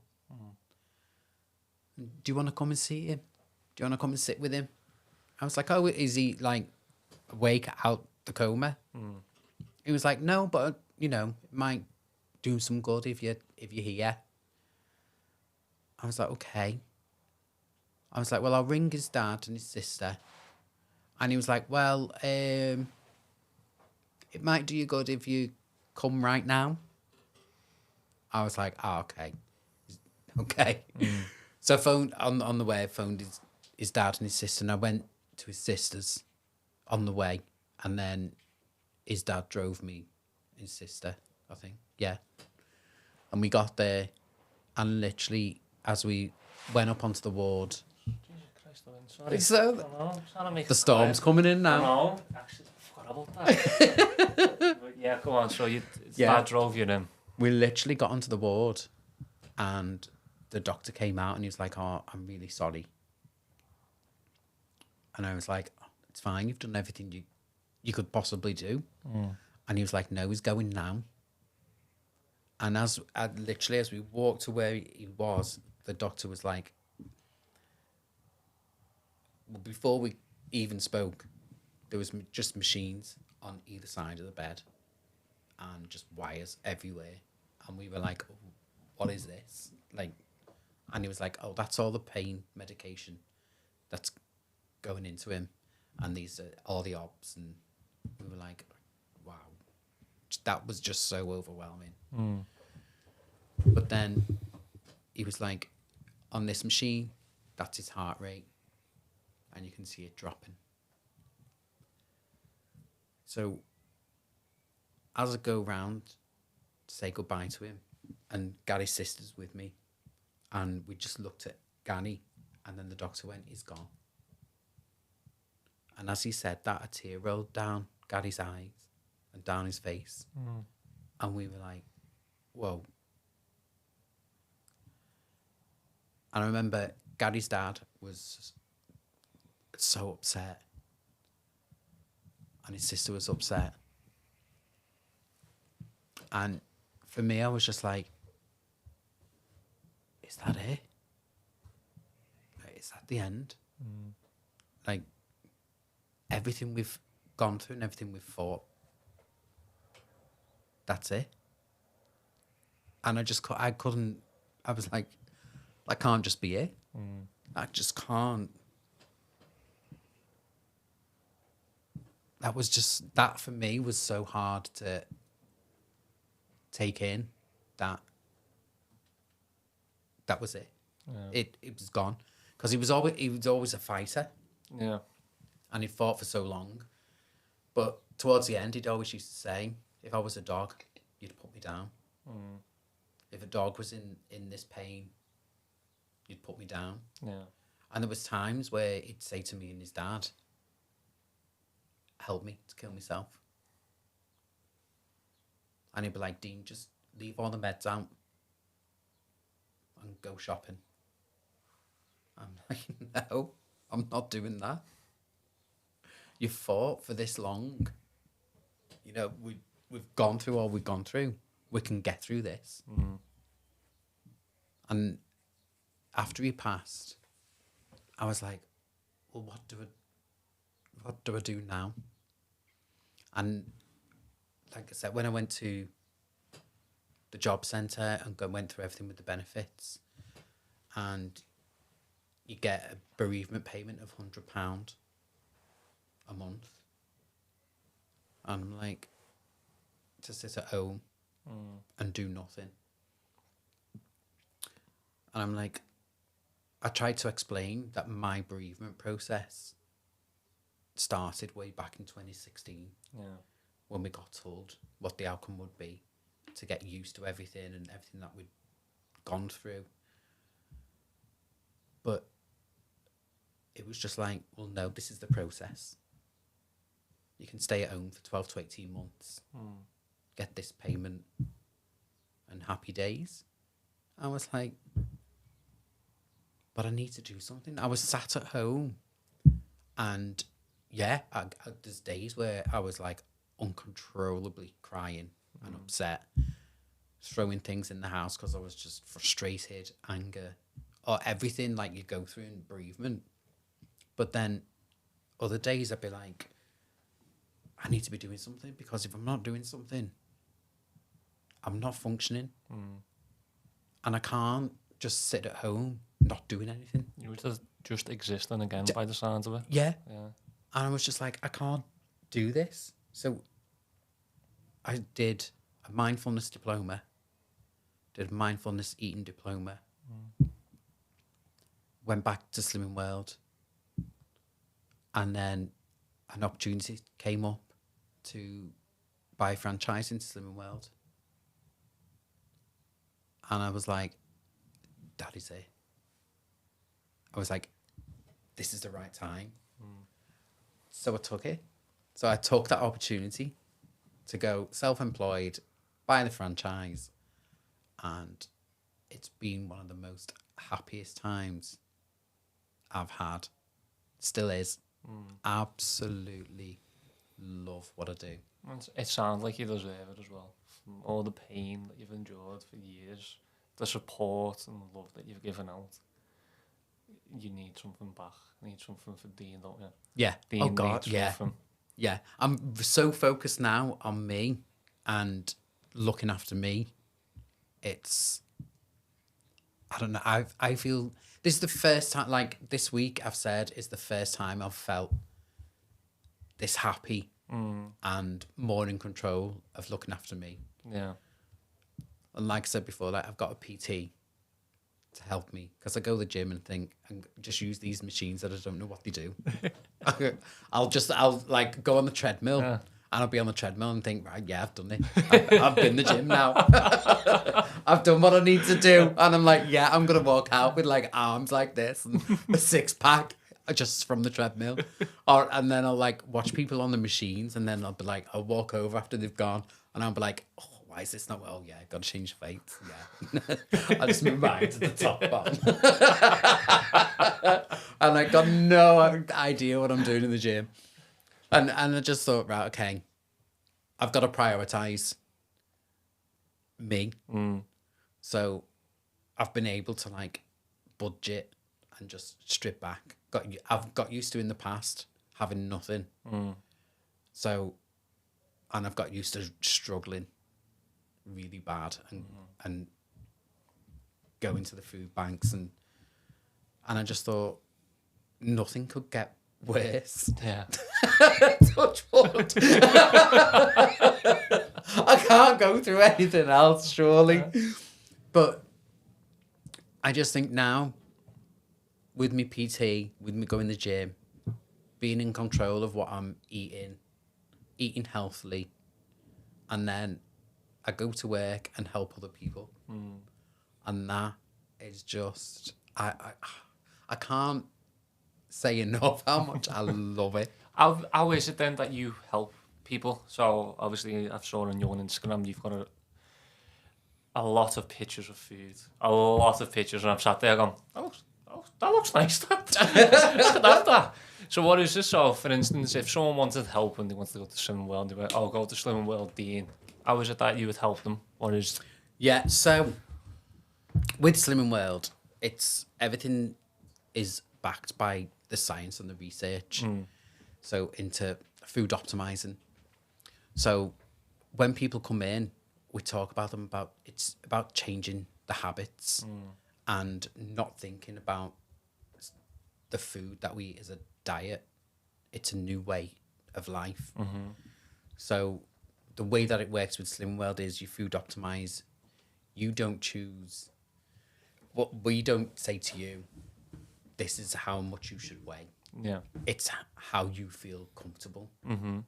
So when we ask people to set a target, it's down to them what target. We can tell them what BMI they are, and they can work out what weight it should be. But I think when I looked what I should be, something like 9 stone, I'm like, oh, no. I'd look ill if I was 9 stone. So, and that's one good thing about SlimWorld. You've got all the information there to change the habits, to eat more healthily, but to be in more control of what you do. So that's what started me doing the food on my Instagram and just sharing it, but getting recipe ideas. And from that, I got to work with Jamie Oliver and his team. I got a DM in my Insta and was, when you think this is a wind up. Yeah. But it wasn't. So I ended up having film crew round to the house. And Jamie Oliver, it's about 2 years ago now, did a programme about the chefs who wanted a cookbook out. And I got sent about four or five recipes and some of the information was missed out on Did you what have to to do fill in with the them. And blanks? yeah, Okay. and I had to go and look for the ingredients. So I had to feed back how easy it was to find the ingredients, the cost, how easy it was to follow the recipe, and then did it taste as it should. So I had the film crew filming me making all the food and tasting all the food and giving the constructive feedback. And I remember there was one dish that it was vile. It was awful. And I didn't like it. I thought you were going to say amazing. But there was one that I was like, oh, hang on a minute. This isn't food that I normally have. You know, like chilies and like really. But I was like, oh, I like this. And my feedback was, I really, really enjoy this recipe. Love it so much. Dead easy and everything. And if this person gets to win, can I get a copy of the cookbook, please? And I did. The one that I'd give that to, she actually won. Really? Yeah. Oh, that's good. And so I've got signed cookbook from her. And I got sent signed cookbooks from Jamie. And then from that, the team that worked, he had a food app. And 2 of the team contacted me to say, will you help us with the food app? So we had a Zoom on that. And I gave me feedback on the app. And they were like, oh, brilliant. Yeah, we'll go away. And we'll take that back. And like within a month, he announced he was scrapping the app. I was like, oh, okay. That was me. I'll be sitting there thinking to myself, oh, I really fucked up there, didn't I? I shut down Jamie Oliver's app. Yeah. It's down to me. But yeah, so it's been good. But yeah, I absolutely love Slimming World and seeing people come through the door. It's a hard thing to do, to walk through the door to join. And I think it's one of the hardest things to do is to walk through the door when you think, oh, I haven't lost weight this week. I know I've binged or I've been out and I've had whatever food and I'm not feeling good about myself. I think that's the hardest time that it is to walk through the door. But as soon as they walk through that door, I make them feel like it's worth it. It's just to see their face and to get on the scales. I always say to them, end of the day, it's a number. Yeah. And that number can change throughout the day. Do you know what I mean? It's not the be all and end all. It's that work you're putting into it. Yeah. Which means so much more. And once you take control and once you know you can change the habits, what I always say to them is from a child, no matter what, everybody in this room, from a child, everything we've been taught is, well done. Have this bar that's full of sugar and full of fat. Well done. And it's everything we get praised with is, oh, let's go out for a meal. Let's go for a bevy. Let's go for, yeah. It's something. It's always to consume something. Let's go Yeah. for even though it is nice and yeah, have a balance. Go out and enjoy it. Go and enjoy that burger, that pizza. Go and have that bevy. But when the habit becomes too much and it becomes like a routine for yourself, so obviously what you are doing, you are being able to go, no, there's other ways to do that. Yeah. You don't need that big chocolate bar right there, even No. though I will have it. Yeah. And one thing I think is what works is I'm honest with them. Yeah. I'm on the journey as well. I've done Slimming World on and off 10 years, lost 5.5 stone, and now I'm a consultant. But I'm still losing weight. Yeah. And even I will have days where I'm like, oh, I'm not even going to think about what I've eaten today. But that just makes And you it's- human. Exactly. That's all that is. Yeah. Yeah. And to go in, and that's what the members say. Like, I'll say, you know, I've been there. I've had that day. It's okay. Yeah. own that day and just say, right, okay, it's the end of the day. We've got to enjoy life. Yeah, we do. And it's just food. Yeah. And once we get used to the fact that, you know, whatever I consume, if it's good, I always say if it's healthy, if it's good, it makes you feel good inside. And it works for me. That's what it is. Food is fuel. And what you put in, like if you want to put some really bad, if you want to put diesel into a petrol car, it's not going to function right. No. It's like food looks like food, in other words, what you put in, it's how you're going to function, it's how you're going to run, it's how it affects the brain, it's how we think, brain fog.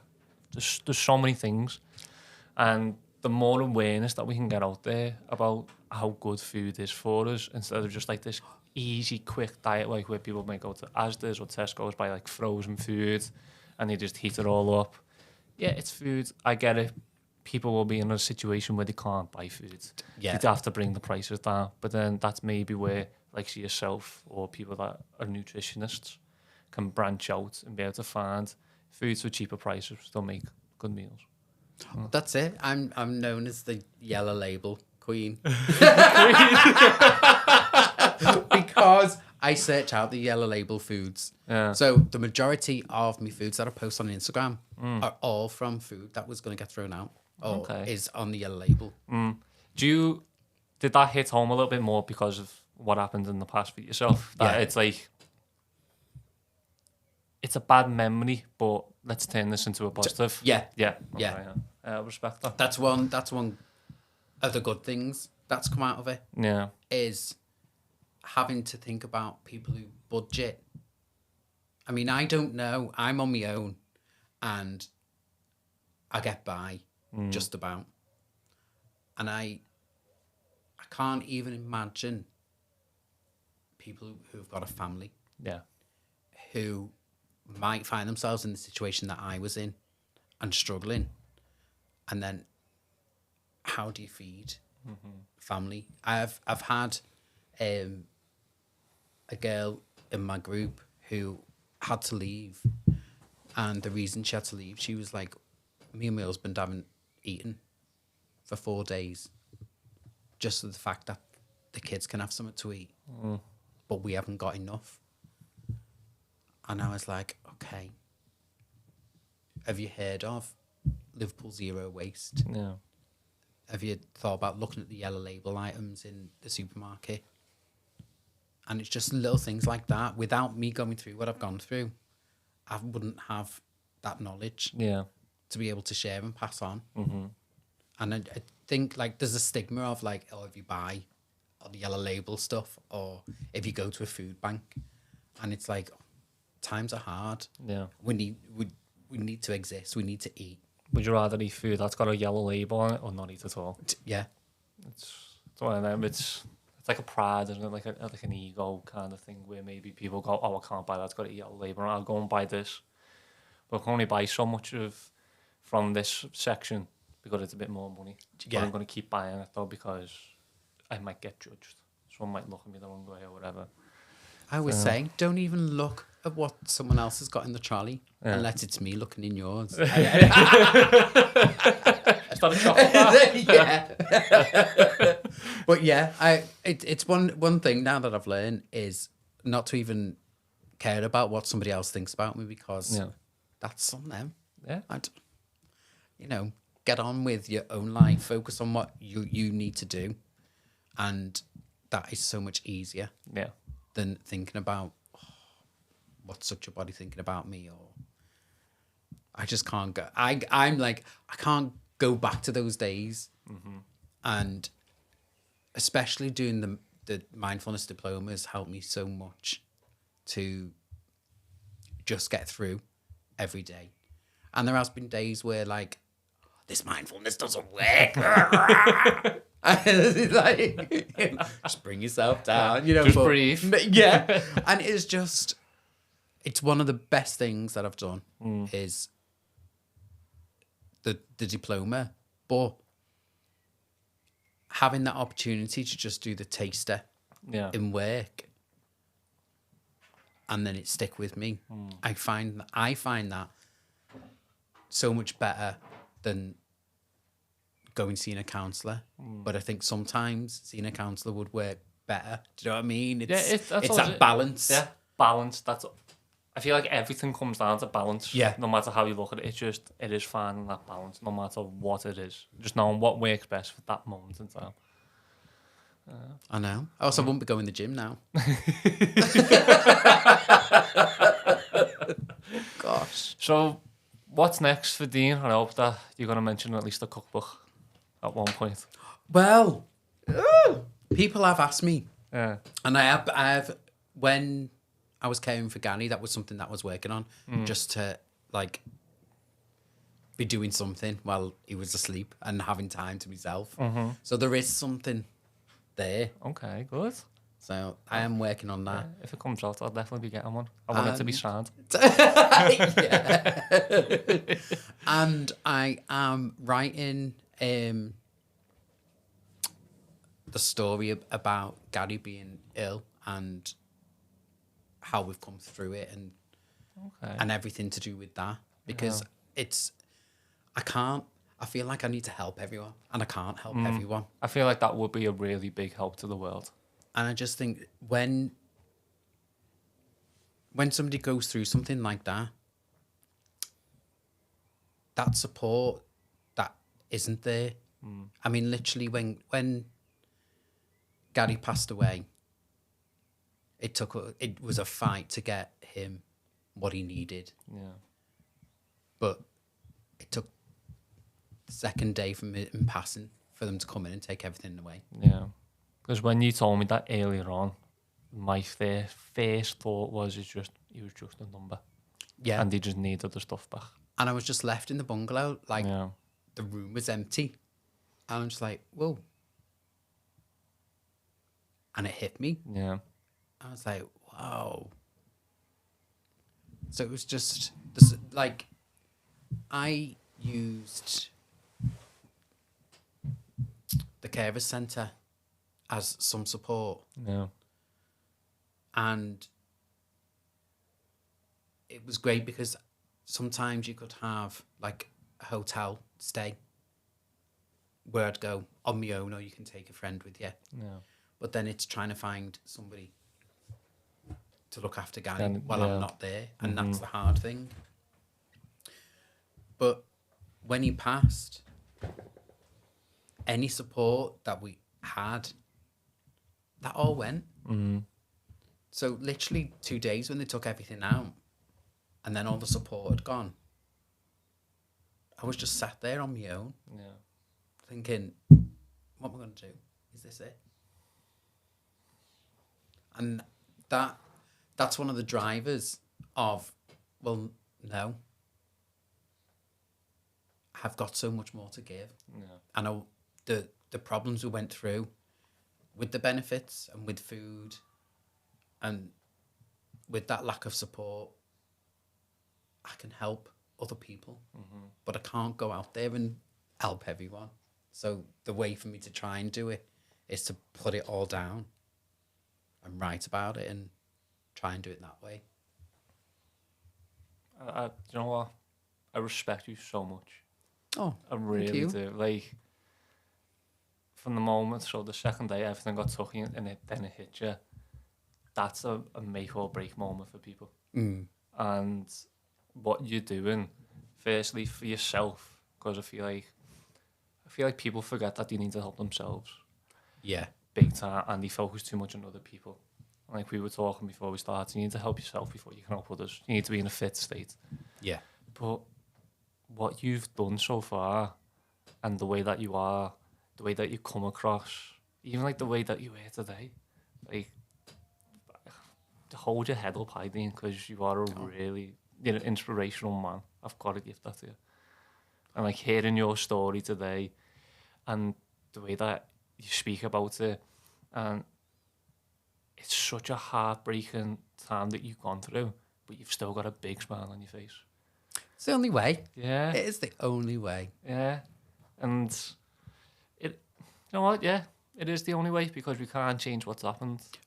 Can't. And I think that's a hard thing for people to understand. Yeah. And some people like to hold on to the past, and there's different ways that we can deal with grief and remember people that have passed. And I could sit here and think, oh, I've gone through all that, so I deserve to be sat doing nothing now. Yeah, like the world owes me. Or something Yeah. like that. And I'm like, no, because there's so much more out there. Yeah. And there's so much more people out there that will need a Dean in their life now. That he's gone through. Bless them. Oh, yeah. I'm going to chop him out. Yeah. No, I don't have much more to say on this. Like, I feel like this podcast has been really, really good. It's how that people can relate to some extent, or they know where to go with the knowledge that you've been able to bring today. I would say, is there anything else that you feel like you want to bring up, or that you want to even ask us that we haven't covered? I just think if people get told no when they're stuck, just keep fighting to get that yes. I 100% agree with that. Definitely. Yeah. Never take no for an answer. No. Ever. Ever. Degs, have you got any questions that you want to ask? All good. Oh, good. All good. He never has a fucking question to ask. Ever. There'll be a day. Did we wake you up then? Bit sleepy, bit sleepy. It's warm in here, to be fair. But we'll go outside and get some fresh air. But Dean, thank you so much for reaching out, and thank you for being flexible with us as well. Oh, no. I'm really happy. And it kind of worked out well. If it's the happiest you've been the past week and then you do the podcast. Yeah. I was thinking of that before. Yeah. Yeah. But no, Daddy, go on then. Do you want to bang that off?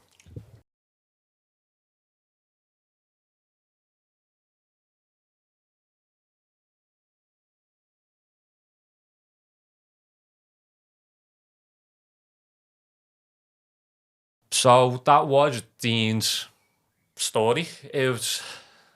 It was absolutely mental. It was crazy. I told him after we finished that, Dean, you've lived such a mental life. He's lived 1,000 lives. He's endured things in his life that no one would ever encounter, ever. And you could look through thousands and thousands of people, and Dean's got all of that stuff. But the way that he is today, the way that he brings himself, puts himself out there, the way he comes across, he is just a man I really respect. And he is a good man, and I wish nothing but the best for him. I really, really do. So thank you for watching. Thank you for listening. And we will see you on the next episode. Goodbye for now.